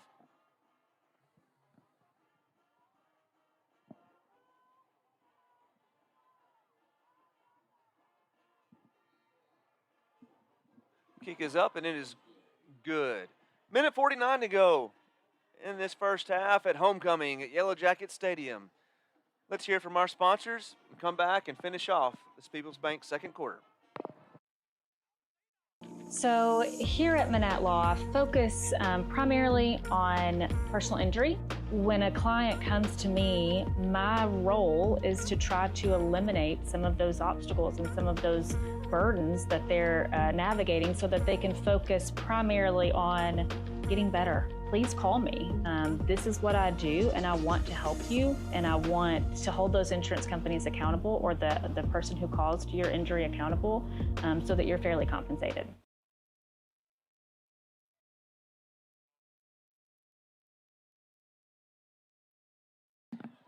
We're back at Yellowjackets Stadium. Appreciate Manette Law, new sponsor this year.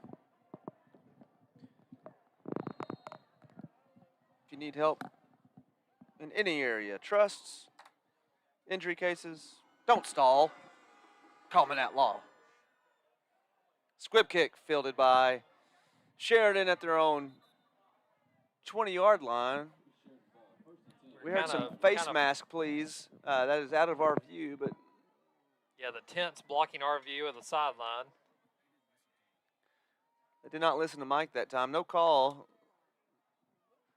Mike, did you see a potential face mask down there on that return? Oh, yeah, he had his hand all over his face and grabbed him by the ear hole. Okay. There you go. Right in the ear hole. I bet that did not feel good. Minute 44 to go. Sheridan needs a good drive here to go into halftime. Empty backfield for Sheridan. Barksdale takes the snap, looking to his left. Quick hitter to J.P. Black. First time calling Black tonight. Good catch and field, running in open space. Yeah, good catch from J.P. Good blocking from 81, Gostinski, trying to help his buddy out, get some yards after the catch. Yellowjackets quickly to the line. Low snap, handled by Barksdale. Again to Black, same play. Black trying to cut back inside, knowing the block from Gostinski is coming. Stockton Power Equipment first down on that completion. Minute 19 to go.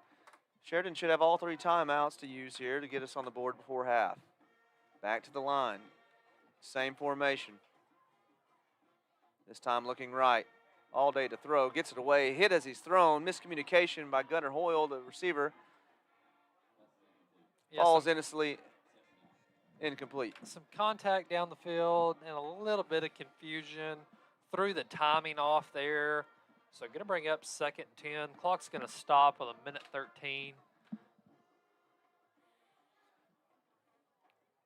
Jaden Green, Gostinski, Black checked in at receiver down low. Sosha, Hoyle at the top. El Dorado sending 4. Good block. Ethan Cowden with the pancake. Given time, Jaden Green takes a lick, holds on. Stockton Power Equipment first down from Jaden Green. What a tough catch from Jaden. Way to hold on to that football, absorbing the big hit from the El Dorado defender and getting out of bounds. Stockton Power Equipment first down.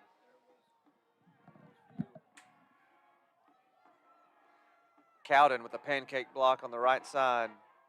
Good protection. El Dorado bringing 4, leaving a lot of men in coverage. Gostinski over the middle, can't get away from the initial defender. 1-yard gain.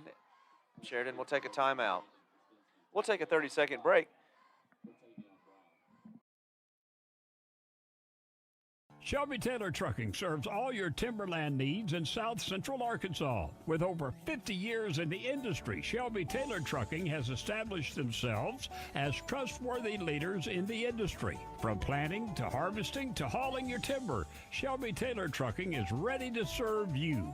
Follow them on all social media platforms at Shelby Taylor Trucking. Learn more by visiting their website at staylortrucking.com. That's staylortrucking.com.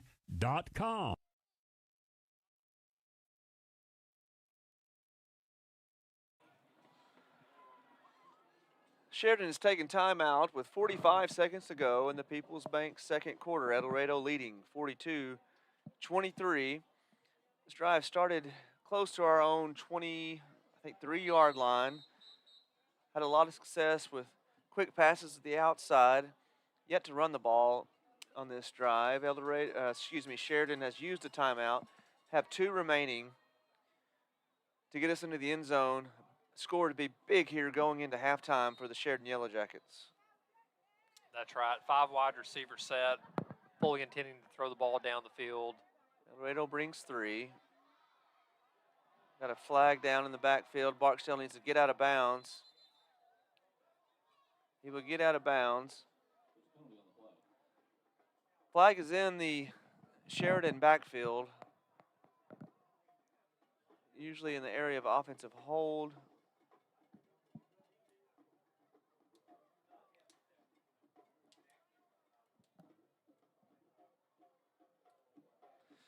And that is the call. It's going to back Sheridan up, stifling the momentum we had just a little. Sheridan, a big play offense, though, can overcome. Yeah, going to bring up 2nd and 19 from our 37. Like Jeremy said, we can go down the field really quickly. Nothing to be discouraged by. Jaden Green, Gostinski, Black, Sosha, Hoyle. Set up a screen. We have blockers out front. Nifty footwork by Sosha. Had the blockers there. Man. El Dorado did a good job of avoiding it. We're going to take another timeout. We're going to stay here through this timeout. 22 seconds to go in the second quarter. What did you see there on that screen, Dakota? Well, I saw we had a lot of blockers out front, but we didn't exactly, block the guys that we needed to. El Dorado was able to run by us and, stop us for no gain. But, a really well-designed play. They were bringing the blitz, bringing extra pressure. And so it was an excellent play call into what El Dorado was trying to do. Now we've got a 3rd and 16, 2 plays here to get the first down. However, still need 60 yards with 22 seconds left on the clock. So you got to go quickly and got to go down the field. El Dorado has shown blitz, bringing more than 3 or 4. This drive particularly, though, they're only showing about 3 down linemen and sending everyone else back in coverage. Need to find a hole here in space. We try it. Oh, good concentration by Gunnar Hoyle. Catching it off the deflection, finding a hole in that zone coverage, resulting in a Stockton Power Equipment first down. Clock will stop as the sticks are being reset. Jeremy, that's the third interception El Dorado's dropped tonight, and this time falling right into Gunnar Hoyle's hands. A great concentration from Gunnar. Barksdale rolling to his right. Waits for Hunter to find a hole. He finds it and gets more after the catch. 9 seconds. We're going to take a timeout, and we should. We do. All right. So excellent design there. El Dorado is keyed on a ball being thrown to the sideline. So all of their focus is on stopping plays on the sideline, not suspecting the play over the middle, as it's unlikely we could get out of bounds. And so Sosha was able to press outside and then sneak his way back inside with an excellent throw from Easton, hitting him in stride with room to run. Got all the way down to the 8-yard line, had 9 seconds on the clock. You've got 1, max 2 plays left to get into the end zone. And so very good execution from our last timeout. Very good play call. Good patience by Sosha finding the hole, and good patience by the sophomore quarterback, Barksdale, waiting for Sosha to find a hole. Hits him in stride. As Dakota just said, 9 seconds is usually about 2 plays. We can go ahead and get it in here on this first play. No one would complain on this Sheridan home side. Good turnout tonight for the homecoming game. Going to have one in the backfield. Looks to be green by Barksdale. Black in motion. Looking over the middle. All day to throw. All still. This time he's going to run. Clock is going to run out. So Barksdale had all day to throw. Uses up the clock before being sacked. And that will end the first half by your Sheridan Yellowjackets, trailing El Dorado 23-42. And we'll try to see if we can get Coach Kelly before going into halftime for some thoughts and possible adjustments.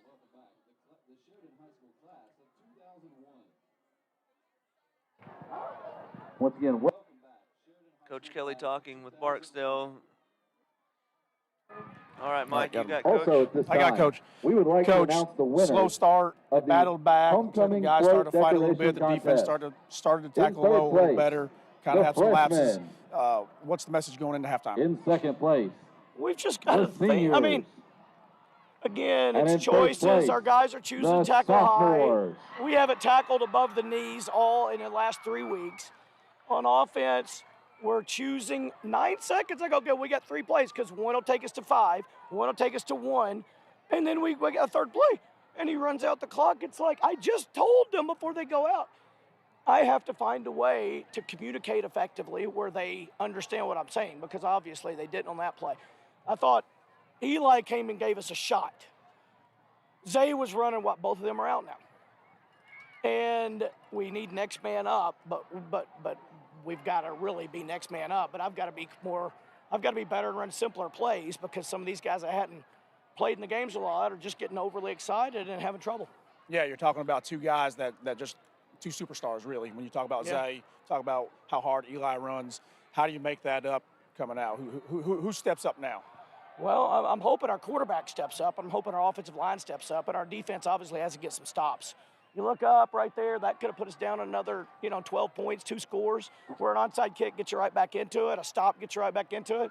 Now we're down 3 scores, they're getting the ball. So, we've got to just go. We've got to stop them 3 more times than they stop us in the second half. That's the bottom line. All right, good luck in second half, Coach. All right, Mike, any insight? He mentioned Zay and Eli being out. It's news to us in the booth. Yeah, without saying stuff, it's not my place to say what's going on, but I don't know that we'll see him in the second half. I think you at this point, win or lose, you're going to Mountain Home next Friday, right? And you want your studs to be ready for the playoffs. You hope that they're both okay by next Friday. You've noticed that Walker Shields has been out. He came limping off the field. So there's some issues going on, and you kind of want to protect some of those guys, and we'll see what happens as the week progresses to next week. All right. Thank you as always, Mike. So Sheridan has a tall task ahead of them in the second half with that news. Eli Turner and Zay Stevens out in the second half. Not sure the situation there, but hope everything is good with them. Same with Shields, who's contributed on offense for us this year. As Mike mentioned, Sheridan is in the playoffs, and we'll be going potentially to Mountain Home. I think there is some oddity if Mountain Home wins by a certain amount of points. There's a coin flip, but as of now, Sheridan in the playoffs next week, and so be interested to see Coach Kelly goes hard the second half, or we preserve some legs, and what we do here going forward. Yeah, very curious to see the strategy there in the second half. You know, had a really good opportunity there, like he said, to cut the lead to two possessions. Not able to take advantage, and ran out the clock. And so hate to see that, but that's part of you've got a sophomore quarterback that is learning game by game, getting that real game experience, and it's something he's going to be better for. He's likely, he's going to remember it the next time he's in that situation and be better for it. So, missed opportunity, but we'll see what we do in the second half. Yes, good fight though by the home team. El Dorado jumps out early. I think it was a 14-point lead right off the bat, 14-0. Sheridan battles back, keeping us in the game. It is 42-23 going into halftime, and we hope you stay tuned for the second half. Last regular home season game, regular season game at home for the Sheridan Yellowjackets. So come back and spend it with us. We'll see you after halftime.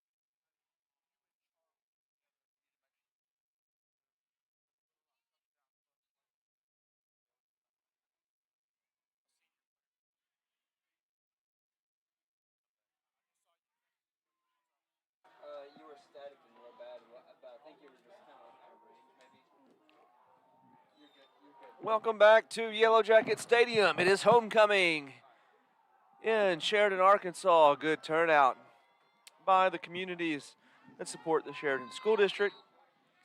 Sheridan is attempting an onside kick. And again, safely recovered by Number 10, Number Paxton 10, Strong. Paxton Strong. He's been all over the recoveries. Again, his third one of the night. Just tuning in, El Dorado jumped out to a 14-0 lead. Sheridan showing grit, bouncing back, a couple of defensive holds and scores along the way. Into the score at the first half, 42-23. This Edwards HVAC third quarter has gotten underway with an onside kick attempt by Sheridan, recovered by El Dorado, and El Dorado will take over at their own 49-yard line. A lot of emphasis in the first half on tackling low, wrapping up. Let's see if any adjustments were made at halftime.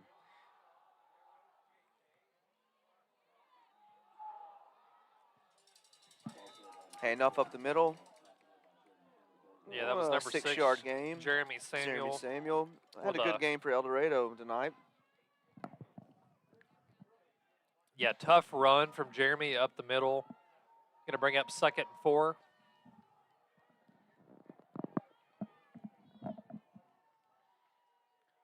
Run to the right. Small hole for Samuel. Good gang tackling by the Sheridan defense that time. Going to bring up 3rd down. Yeah, Ross Stevens in there on that tackle. Going to bring up 3rd and 2. Defense forcing a 3rd down right out of the gate.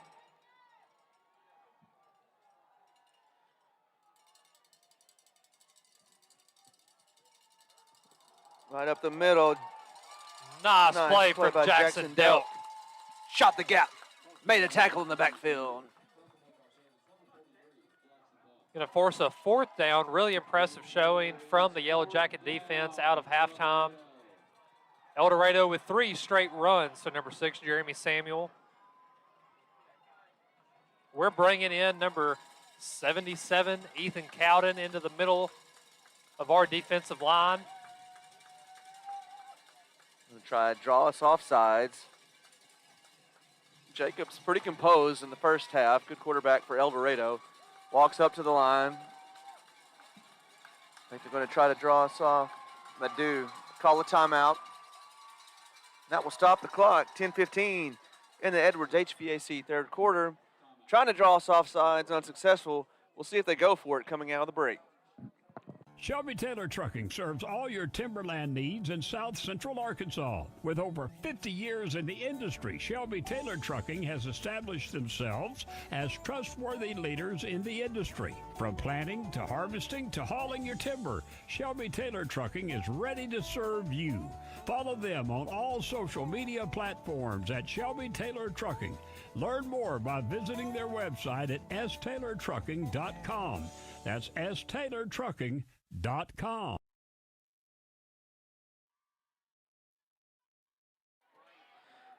right, welcome back to Yellowjacket Stadium. Sheridan defense has held El Dorado on this opening drive of the second half. El Dorado trying to draw Sheridan off sides, calls a timeout, comes back out. Going to go for it on 4th down. Going to pass it on 4th down. He's got a man down the sideline. Good defense by Jackson What a play, Delk. Jackson Delk. Man. Got his hands up right in time, knocking the pass away. Looked like it was going to be a successful wheel route to the running back out of the backfield, and Jackson closed the gap quickly, getting the hands up just in time. Jackson making several plays on just that series. So offense going to get the ball back with really good starting field position for the first drive of the second half. Turner in the game at running back.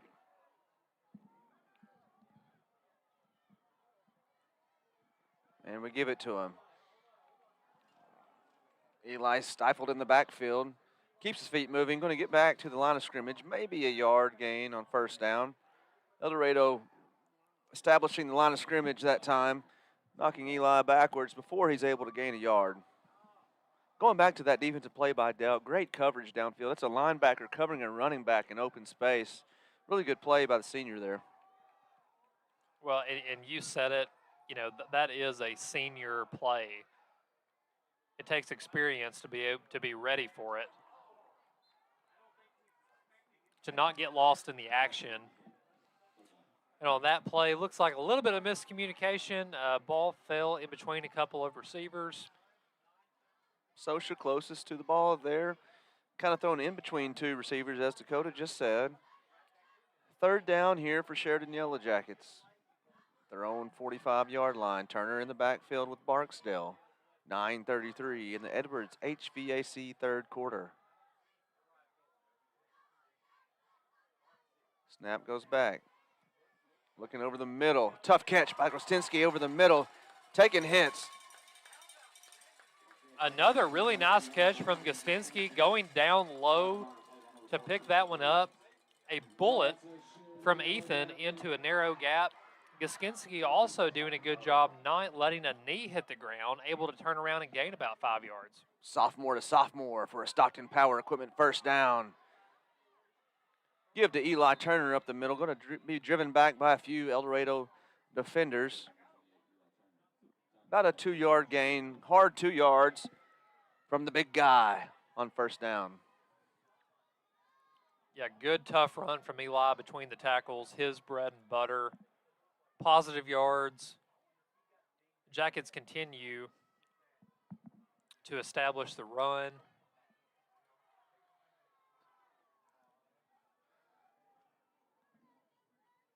Bunch formation, Sheridan. Play action pass, looking over the middle again, finding Hoyle, complete. Good catch in traffic by Hull for another Stockton Power Equipment first down. Gunnar Hoyle running a really good route over the middle, securing the pass, getting up the field for some extra yards after the catch. It's been fun to get to call Gunnar's name and Gostinski throughout the night. You know, not two guys that we get to say their names too often. Quick pitch to the outside to Turner's got a gap, cuts it upfield, falls forward. Positive yards on first down from the diesel, Eli Turner. Eli rumbling down the field, getting into a groove, running the football. Nice 6 yards on first down. Going to bring up 2nd and 4.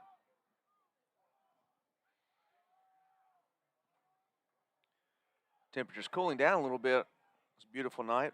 Hoping the offense can heat it up. Direct snap to Eli. Fakes to Barksdale. Again falling forward. Big man, 28. Another Stockton Power Equipment first down. Eli, direct snap, fake the handoff, follows the pulling guard around, getting the first down, keeping the sticks moving.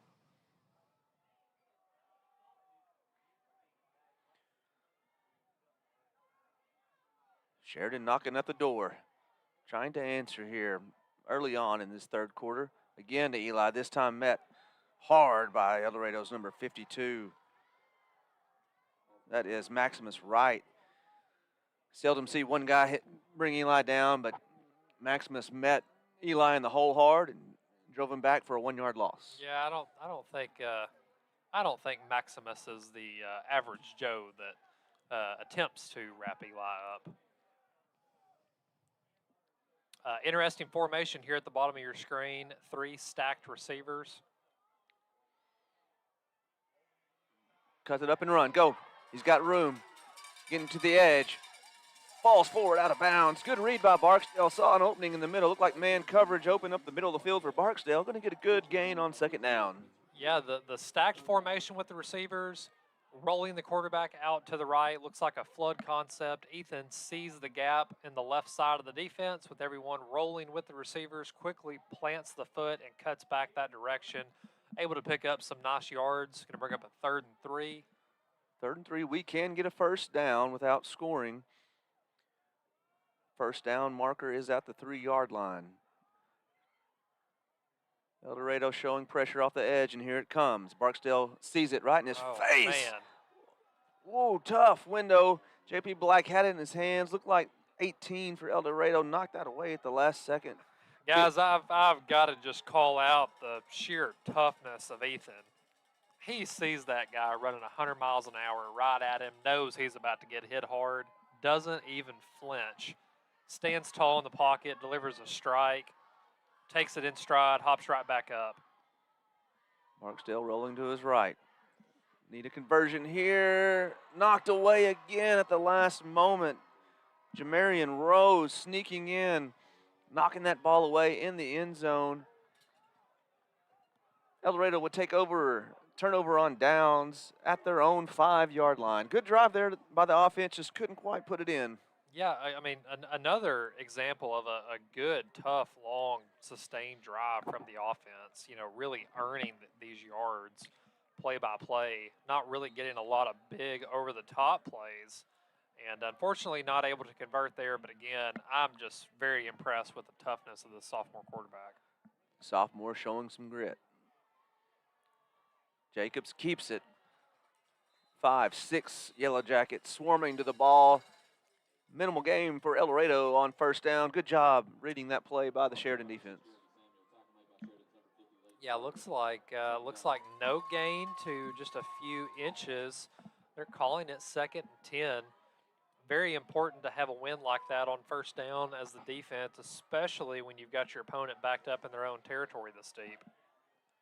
Edwards HVAC third quarter ticking down quickly. A lot of runs in this third quarter.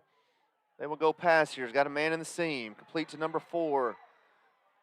Good backside pursuit by Ross Stevens. And number 82 there, Rashad, with the tackle after a first down from El Dorado on a seam route up the middle. Yeah, there's been a few, nicely executed play-action seam routes from El Dorado. After the heavy emphasis on running the football, it gets your eyes locked into the backfield as opposed to on the receivers. Going back to the run here. Going back to Jeremy. And Jeremy's showing some speed, breaking away from Sheridan's defense. Pursuit on the backside, not able to get there before El Dorado gets into the end zone. And Jeremy Samuel shows his speed there in open field, breaking away, adding to the lead. 48-23 now. El Dorado leading your Sheridan Yellowjackets. Yeah, big run from Jeremy there, following the lead blocker up the middle and then springing it to the outside, then winning the foot race. Very talented running back that El Dorado has.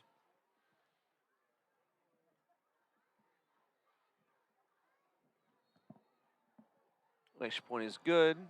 49-23, 4:38 to go in the Edwards HVAC third quarter. Let's hear from our sponsors. No one loves this building more than I love this building. It's been my home for 31 years as a teacher, but even I know that it's time for new things and new opportunities for our students at Easton Elementary. As our community grows, we need more space for kiddos, more space for our activities, more space for the services that we provide to kids, and I think a new building would offer us that opportunity. New opportunities for our kiddos, I don't know why anyone would not want that.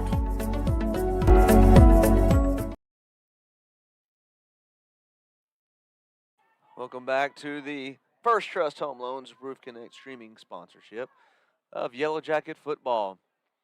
It is homecoming night here in Sheridan. Good crowd. The last home game of the season. Sheridan will go to the playoffs. Likely to face Mountain Home. Pooch kick fielded cleanly by Gostinski. And the offense will come back onto the field. We will start at our own 30, looking for a quick answer here to the last El Dorado drive.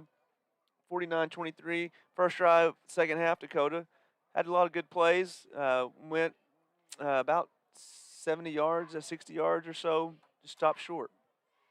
Yeah, good mix of run and pass. Eli had a really good series there. I see number 29, Logan Brand coming on to the field, the junior running back. And he's going to get the carry. Finds a hole inside. Good hard running by Brand. Still has his feet going. A 9-yard gain on first down. Logan Brand, junior running back. the junior has definitely learned a few things watching the senior Eli Turner run the football, trying to do his best Eli impression, going between the tackles, breaking through some tackles and keeping the legs churning. Really nice run on first down. Passing here. Good pickup by offensive line, giving Barksdale time to throw over the head of the intended receiver. Barksdale threw to the inside there. Looked like JP was looking for that ball to go to the outside. A little bit of miscommunication. So 3rd and 1.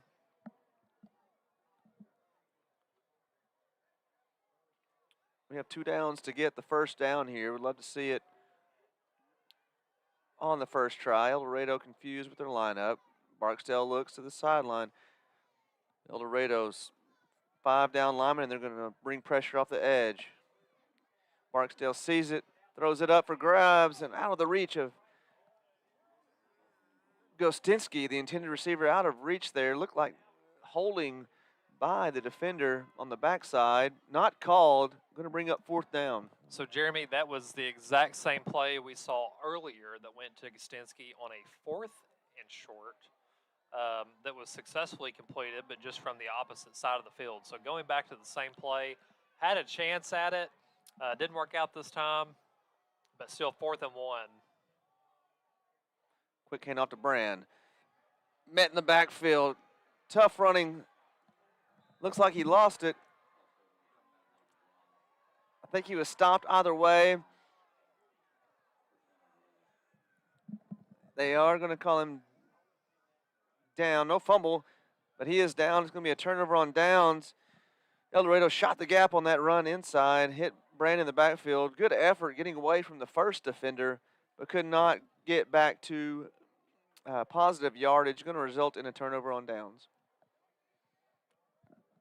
And so El Dorado had a guy trying to run off the field there. Coach Kelly talking to Ethan about how when you see that, we need to just go ahead and snap the ball, even if you aren't ready, because you're going to catch them with too many men on the field, and it's going to result in a first down.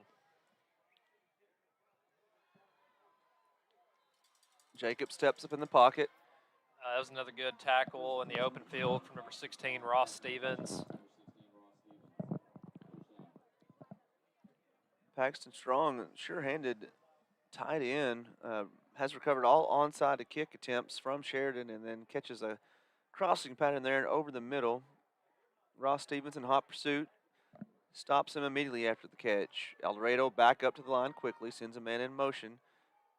Going to give it up the middle.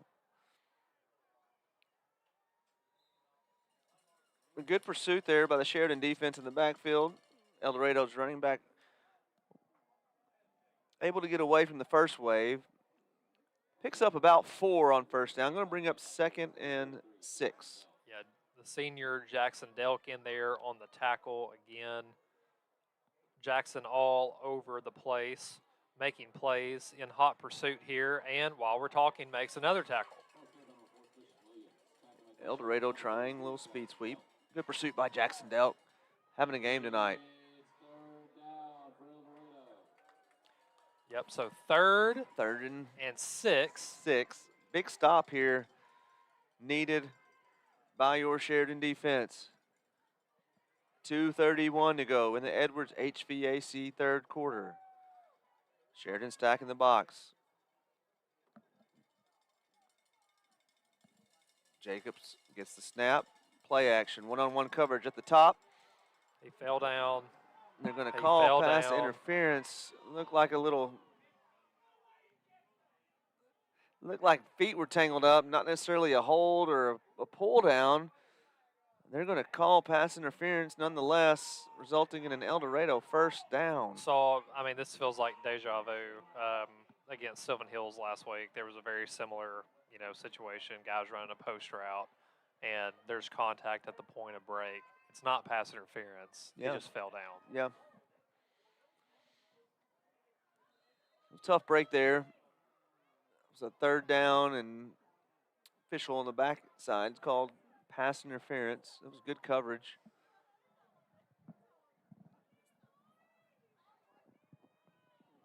Hand the ball up the middle. Good game tackling by the Sheridan defense.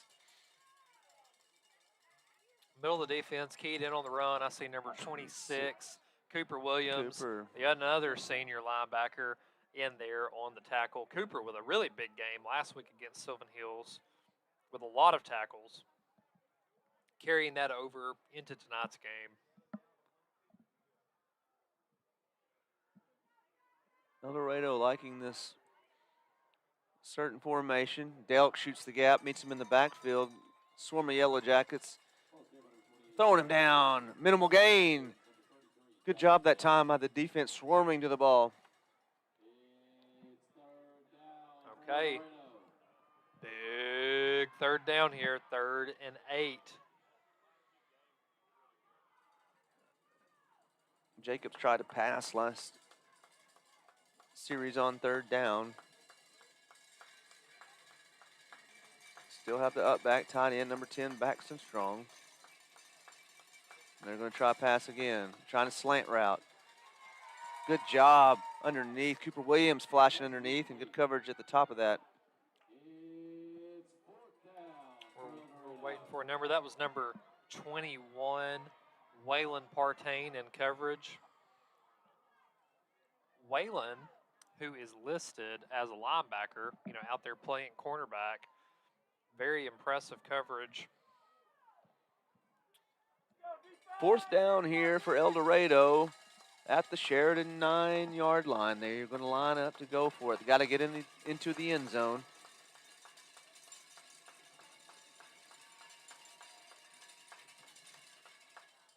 They're trying to draw us off sides. Instead, we'll call a timeout. With that timeout, we're going to take a break and hear a word from our sponsors.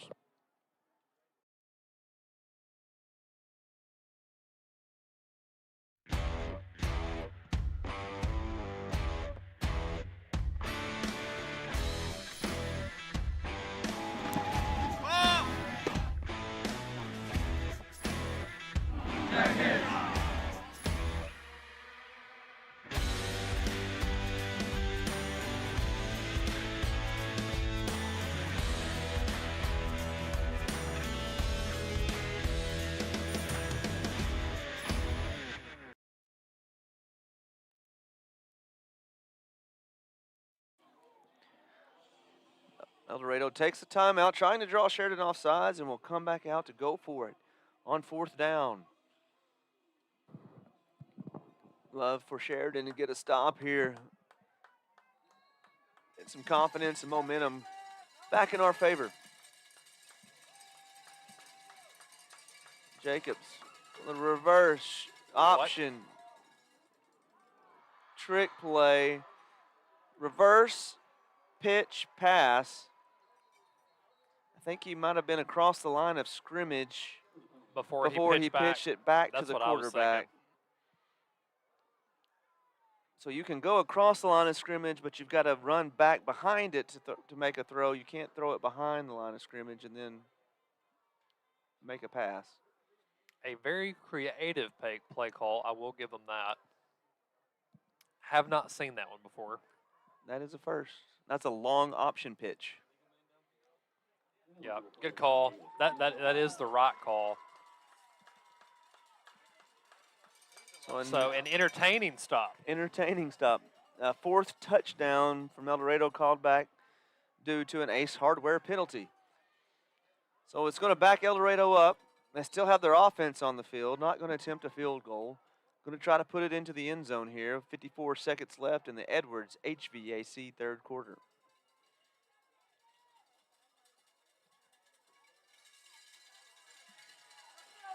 El Dorado going empty backfield. Jacobs directing traffic. One-on-one coverage, double move. Oh my gosh.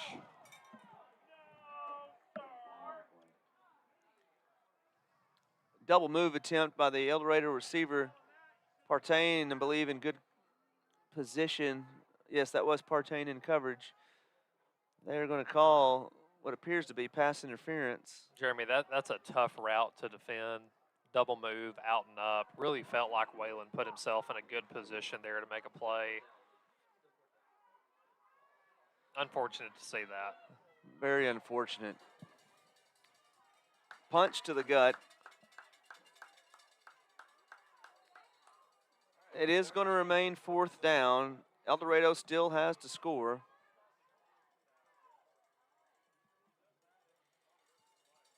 Jacobs lining up under center for the first time. Going to try to run, get the edge. Now looks to pass, cuts it back.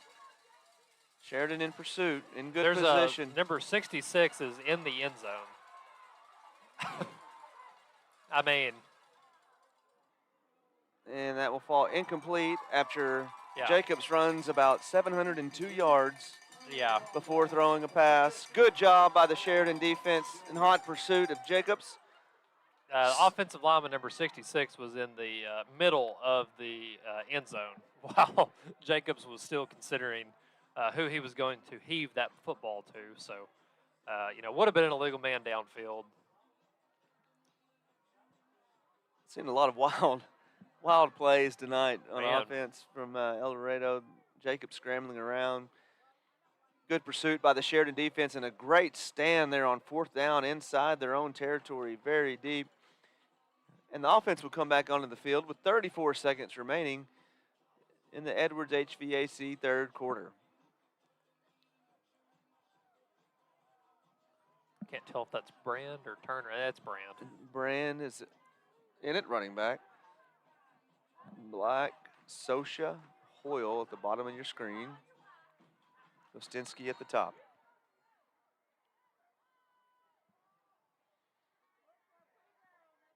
Waiting for Black to come over the middle. That would be your 4th dropped interception for Poole El Dorado. For El Dorado, came off of his assignment, reading Barksdale's eyes and knocked the pass down. Green going to check in.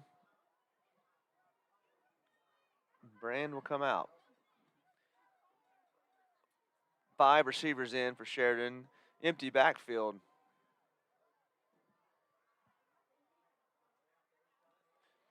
Good throw and catch. Tough catch from Gunnar Hoyle up at the top of your screen. Immediately hit by 2 El Dorado defenders. Able to pick up 8 yards there. 3rd and 2 upcoming. Sophomore Barksdale hit the back foot. Threw a bullet to Hoyle.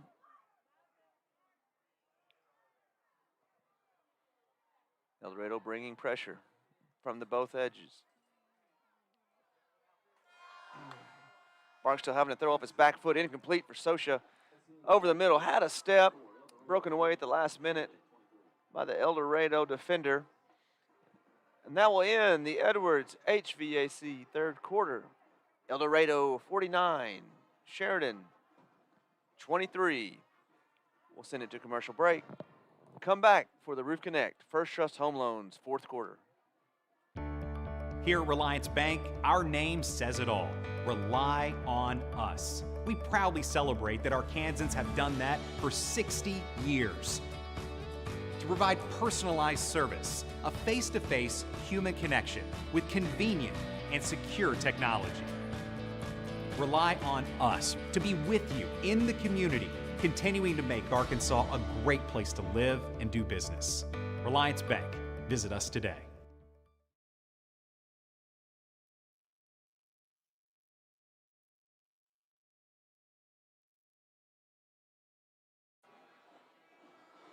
Welcome back to homecoming here at Yellowjacket Stadium. We're going to send it down to our sideline reporter, Mike Nevins. Mike, what do you have for us down there on the sideline? Hey guys, so we're trying to get some momentum back on offense here. You got a lot of makeshift, a bunch of guys playing some positions they haven't played all season. Most of your starting wide receivers are out. Both your tailbacks are out, but you got some guys stepping up. Logan Brand stepping up. A couple guys just really giving it their all, and we'll see what they can do here in the 4th quarter. Hey, Mike, Dakota's mentioned Barksdale just standing in the pocket and throwing the ball and just taking hits. I mean, what are you seeing down there? Is he as tough as he looks up here? Yeah, he's standing in there real strong and trying to deliver that ball in there, and it's just you got a couple of guys just like right there. You just got a couple of guys playing positions they're not normally playing. All right, thank you, Mike. So Barksdale tries an option to Green. Green has good speed, just couldn't get outside of the defender. El Dorado reads the option well.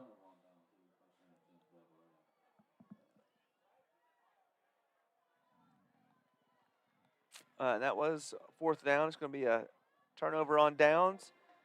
El Dorado will take over at the Sheridan 11-yard line.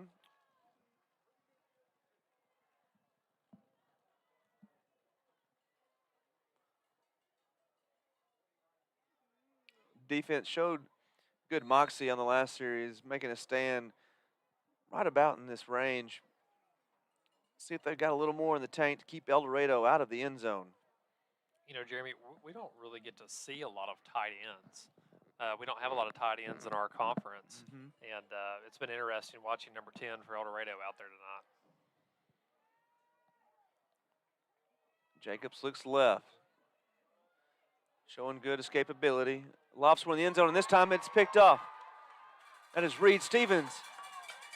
Reed Stevens with a big-time pickoff in the end zone, taking it out to the Sheridan 20. Sheridan holds strong, bends but doesn't break. Well, how about that on the first play after not converting the 4th down? We get the ball right back with a big play from Reed Stevens with the interception. Brand had been forced into throwing, not Brand, Cannon Jacobs had been forced into kind of throwing some 50-50 balls throughout the night. They've tended to work out in favor of El Dorado, but that time he pressed his luck one too many times, falling into the arms of Reed Stevens. Got the ball back to the offense. Stevens boys are going to be around the football most nights. Good job by the defensive line, as you said, giving pressure most of the night. Good protection by the line.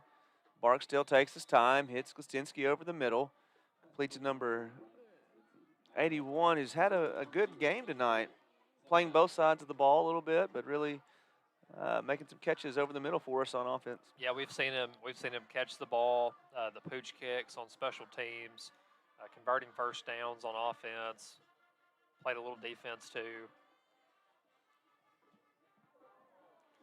All right, so just then we ran the exact same play, but rolling left this time instead of right, that we ran to Hunter Sosha a play or two before halftime that resulted in a big play. This time, El Dorado able to get an outstretched hand on the football.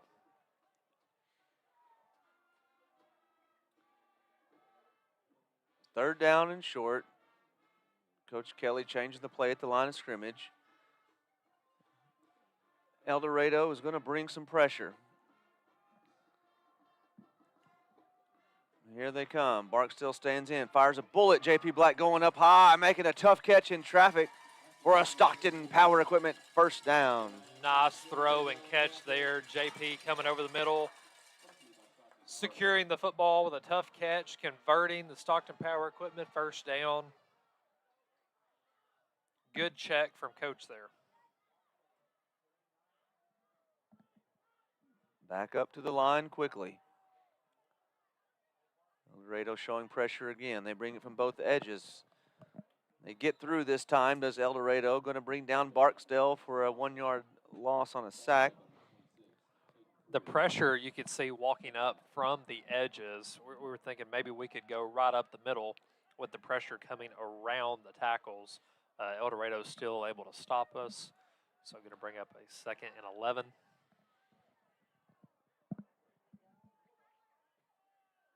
Good protection this time.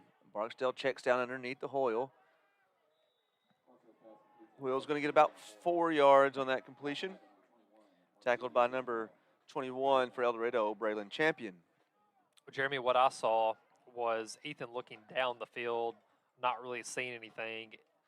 Gunnar Hoyle was a little deeper in his route, just slightly, but threw his hands up in the air and started coming back to the quarterback, catching Ethan's attention. And so able to pick up a few yards there. So going to bring up a 3rd and 8. El Dorado with the stunt up front. Barksdale rolling to his offhand. Intended for Gostinski, just throws a little short. That will be 4th down. Yeah, not quite able to get the ball to the receiver on that play, skipping just shy of the receiver's feet. I'm going to bring up a 4th and 8. Looking at the sideline for the play call. 14, 11, 10 on the play clock. Down to 5. Snaps off in time. El Dorado brings 3. I'm going to call a holding on us, but Barksdale will go down. Yeah, pressure from number 26. We don't have him on our roster page for El Dorado. Call holding. El Dorado will decline. The sack on Barksdale will result in a turnover on downs. Defense back onto the field for the Sheridan Yellowjackets. 9:51 in this First Trust Home Loans Roof Connect 4th quarter. Also our streaming sponsor. Second half, Sheridan defense has given up one big play, but for the most part held their ground against this talented El Dorado offense. Marquise Thorne shooting the gap downhill. Good tackle. Minimal gain on first down. Man, when Marquise has confidence in what he sees developing early in a play, he hits another gear running downhill, often making plays near, at, or behind the line of scrimmage. I'm going to bring up a 2nd and 8 for the Wildcats here.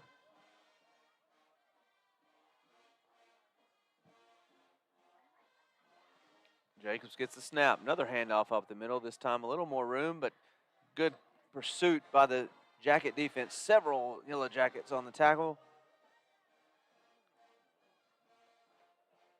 Yeah, El Dorado continues to try to run the football up the middle, milking the clock a little bit. Just trying to keep the chains moving. Good tackle from the defense. Going to bring up 3rd and 6. I'd like to put it in Jacobs' hands here. Jacobs makes a man miss, cuts it upfield. First down and more. Bounces off a tackler. Downfield blocking by El Dorado, and Jacobs will go to the end zone for a touchdown for El Dorado. Jacobs has got some sneaky speed.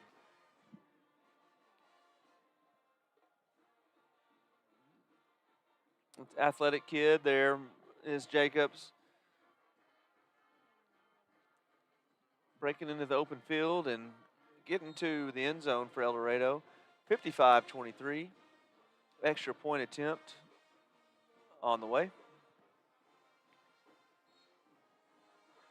And it is no good.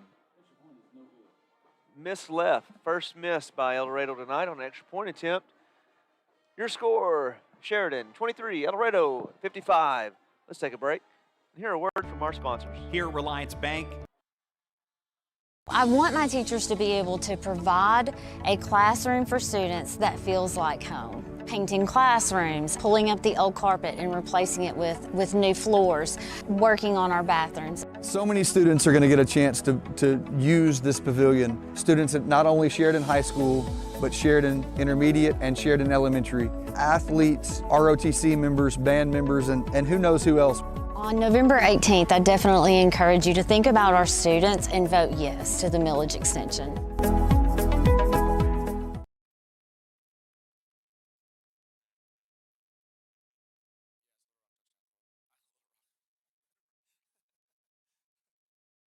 Welcome back to this Roof Connect First Trust Home Loans 4th quarter. Yeah. El Dorado just put some points on the board, 55-23. Pooch kick, no, squib kick. Touched by one of our front linemen, number 94, not listed on the roster, but safely recovered by Sheridan. Going to have good field position here. Where are they going to spot that? The 39. Go ahead, Coach. Kind of a funny play there. Started to bounce up and kind of ran up his body. Bouncing off the chest up high. Luckily right into the hands of another teammate, but had opportunity for chaos there. Opportunity for chaos turns into a good opening field position on this drive for the Sheridan offense.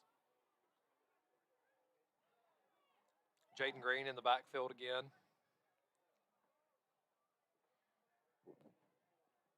Barksdale gets the snap. He's got a man over the middle. Goskinsky with a one-hand catch. Brings it in traffic. Goes down a little awkwardly, helped up by teammates, but great catch by Gostinsky in traffic. Stockton Power Equipment, first down. Gostinsky over the middle, jumps, hangs in the air, gets one hand on it, and then able to use both hands to secure it. Really athletic play there from the receiver. Empty backfield, Barksdale with a snap, looking to his left. Waits patiently, tries J.P. Black. A little late on the throw. JP's out of bounds before he can get his hands on it. Clock will stop. Second down, 10, Sheridan. Yeah, ball a little outside the sideline there. Not quite able to get a foot down in bounds or secure it, but going to bring up second and 10. Hoyle in the backfield, along with Green. This could be fun. Dorado brings 4. Get it to Hoyle in open space. Stripped away, falls out of bounds. Going to be a loss of yard on the play. Going to bring up 3rd and 11 for the offense. Yeah, thankful to see that ball fall out of bounds. Number 5, Bertavion Brown ripping it away from Gunner. Is that ripping away? Is that something some kids just naturally do, you think, or is that taught? I think it's taught.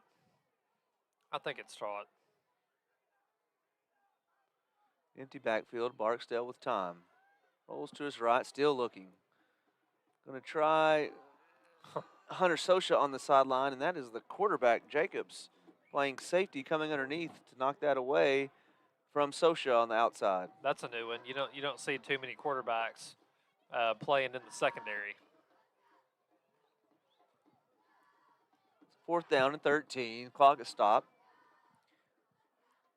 7:57 to go in this First Trust Home Loans Roof Connect 4th quarter. If you're a quarterback in the secondary, are you just thinking, what would I do here? What would I do? What would I do? Yeah. That's a receiver, playing corner. I could see some of that. Good protection again. Sosha underneath. Takes a lick, stays on his feet, trying to get first down yardage, but he's going to be brought down short. They're going to call him down before the ball came out. That'll be a turnover on downs for the Sheridan Yellowjackets. Unable to convert. Going to give the ball back to El Dorado. Defense coming back onto the field. They've been really tough tonight. They're still fighting. Still making plays at the line of scrimmage, defending the ball down the field. Proud of the way they're fighting. Good character on this team. Good senior leadership. Got a new quarterback checked in for El Dorado. Looks like,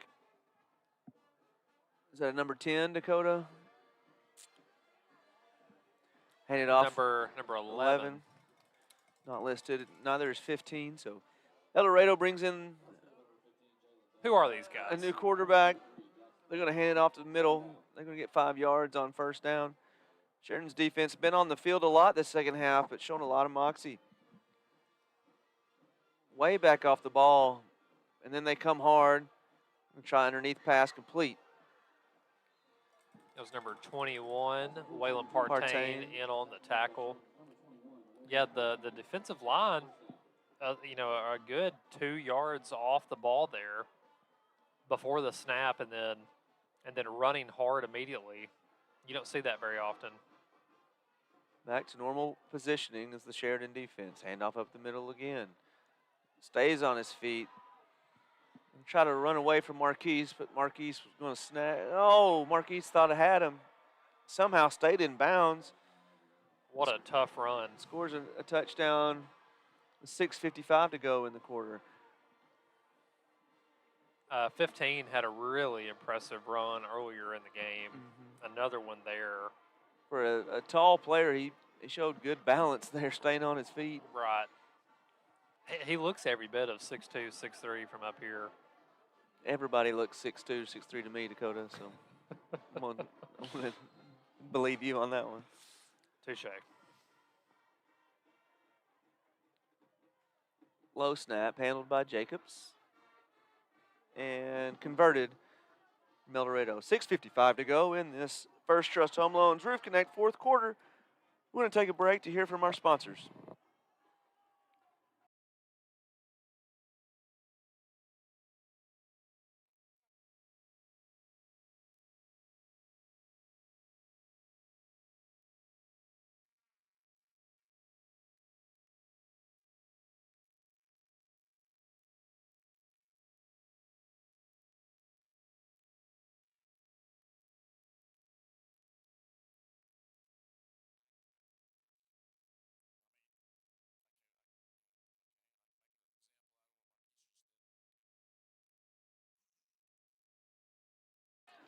And we're back. Mike, you down there? We're going to send it down to you. A little insight here late in the fourth quarter. Yeah, so being down here for the last 3 weeks at least, I've heard the coaches just preach about tackling the low. And you just saw it right there. Marquise tracks the guy down, makes a great effort to track the guy down, and then tried to wrap him around his shoulders, and the guy just shrugged him off and stayed in bounds and went in for the touchdown. You know, to where if he's there, he makes the tackle and, you know, goes low and he makes that tackle. All right, thank you, Mike. First down and 10 for Sheridan. My dad always told me, if you grab their legs, they can't run. And I took it to heart. It's a lot of wisdom. Yeah. Their shoulders, right? Yeah, Mike, that's right. I'd have to jump to even reach the shoulder, so I might as well just go low, up in them. All right, getting the ball back here on offense. You got 6 minutes, 11 seconds left in the game. Time to go score. You want to end the game with a little bit of momentum, with some success going into the next week, the first round of the playoffs. I haven't seen any scores. Chances are we're playing Mountain Home. Last year's Mountain Home game was a good one. We gave up Mountain Home all they wanted. Just remember Peyton Starrett having a good game, senior receiver for us last year. They couldn't stop him, and we ended up taking Mountain Home into overtime, giving them all they wanted. Barksdale tries Sosha over the middle. Sosha takes a hard hit. JP Black in the area to catch the deflected ball. Couldn't come down with it. Yeah, really tough hit there on Hunter Sosha coming over the middle. Not able to secure that one. Ball falls harmlessly incomplete. Going to bring up 2nd and 10. 2nd and 10 in this First Trust Home Loans Roof Connect fourth quarter. Empty backfield for Sheridan. 5 receivers set. El Dorado rushes 3. Drops 8 in coverage. JP comes underneath. Makes another tough catch in traffic. JP earning his catches tonight. Yeah, we've gone to that play several times. Your outside receiver running down the field. The next inside receiver runs a slightly deeper in route. And then JP curling the most inside with an even shallower crossing route. Pick up a few yards. Pressure on Barksdale this time. Gets away. Throws it short of Green on the outside. So 4th and 5 here for Sheridan. Clock is rolling 4:06, counting. Lots of pressure on Easton on that play. Didn't really have time to get the ball out where he wanted to go. Going to bring up a 4th and 5. Haven't been able to convert the last several 4th downs. Hoping we can change that here. Green lined up in the backfield. Trips to the bottom of your screen.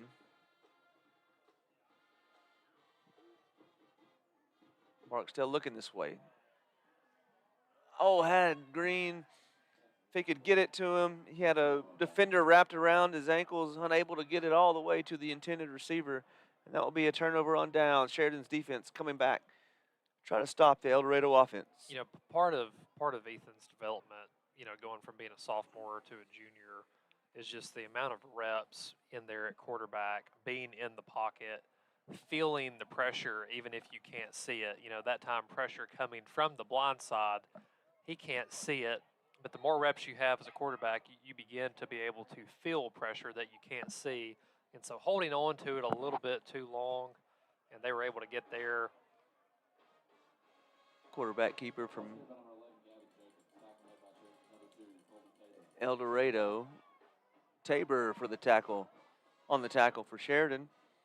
Second down and 9, 2:35 to go. Each year, the Touchdown Club honors a senior who is the player of the game, specifically for the homecoming game. And this year, we just want to recognize number 33 for Sheridan, Jackson Delk, on his performance in this game. Been around the football all night long, several tackles, senior leader there at that linebacker position, just doesn't give up. And so congratulations to Jackson Delk on being this year's player of the game, for sponsored by the Touchdown Club. Very well deserved for Jackson. Multiple times tonight we're talking about the play he just made, and while we're talking about that, he goes and makes another one. Always around the football. Had a great pass defended on a big stop earlier in the game on a wheel route to the running back, defending the pass. Really showing a variety of skills tonight.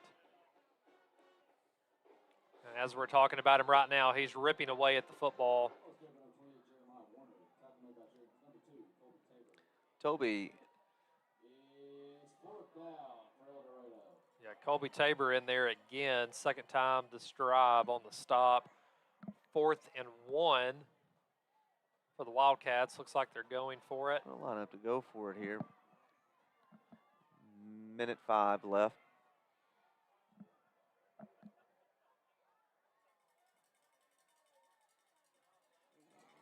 They have him in the backfield. They hold on to him. They got to stop, and they do. Good stand there by the Sheridan defense. Colby Tabor again in the mix, holding on to the ankles. The other teammates come in and finish the tackle off. Really good series there from Colby. And a big stop on the 4th down. A way to kind of end the game with a little bit of a win. Defense has stepped up in the second half, proud of their performance. Offense has had good success, a lot of yards, just unable to punch it into the end zone a couple of times. Just want to thank all of our sponsors, First Trust Home Loans and Roof Connect for being our streaming sponsors, and the fourth quarter sponsor as well, Shelby Taylor Trucking, Cotia, Reliance Bank, First Trust Home Loans, Roof Connect, People's Bank, Manat Law, McCoy Tigert, Ace Hardware, J.M. Fry Inc., Lunday and Associates, Edwards HVAC, El Perion, Teeter Motors, and Stockton Power Equipment. We thank you all for making this work, making this available for people at home, and just being present and supportive of Yellowjacket football. Got a handoff up the middle to number 27. That's Evander Gustin. Evander Gustin getting the carry. Senior running back. Good for Evander. That will bring the game to an end. Homecoming. Not how we wanted as Sheridan fans, but good gutsy effort by the Sheridan Yellowjackets. Final score is 62-23. Dakota, what are some good things we can take away? I don't feel like we ever quit fighting. Yeah. Especially on defense. You know, they just kept flying to the football. There were multiple guys around the play, and we just kept after it, forced a turnover at the end of the game, got a 4th down stop at the end of the game. Those are good things you can hang your hat on as a defense going into next week. Offensively, we were able to run the ball well in the first half with Zay and Eli in the backfield. And, you know, you get into the playoffs, anything can happen. Anything can happen. Anything can happen. That's what's beautiful about football. Anytime, anywhere, good things can happen. And so I agree. Good, gutsy performance tonight. Defense showed a lot of grit and determination on the field a lot. Offense, a lot of production, offensive yards. Just didn't convert to points tonight. But good crowd on this homecoming night. And we will see where we go next week. We are playoff bound. Just unsure where that will be. But stay tuned to Facebook, social media. I think the AAA may post it as well on their website. I'm not sure, but multiple media outlets to get a playoff schedule after tonight. And we will see you in playoff football. Hey, Mike, we'll send it down to you. Good takeaway from you tonight for the Sheridan Yellowjacket football team? You got to see a lot of different guys step up with some injuries and some guys out. I think you got to see some guys get some playing time that maybe are a bright spot for next year, give them a little confidence for next year, some game time. I think they looked really good. You know, the kids that haven't had an opportunity this year, they got a good chance. And we'll see how the injuries shake out this week and see if we can get everybody back healthy and ready for most likely Mountain Home. Yeah, update on one injury we didn't discuss. Dylan Smith, scary situation last week. He is, all indications, doing well. Hopeful to return next week. It's a big part of our offense. So hope all the kids that late in the season are dealing with some type of injury. And so I hope everybody heals well and we get into this first round of playoffs full strength. Any closing thoughts from the team up here? Go Jackets. Let's get to the game on Friday. Next week, let's play hard. Let's leave the tank empty and have no regrets. Love it. You can say that about football. You can say that about life. So, respect, Dakota. Oh, we were talking about football? Thank you for tuning in. We appreciate your support. And look forward to next week and the opportunity it holds for Sheridan Yellowjacket football and the Sheridan community. Have a good night. See you next week.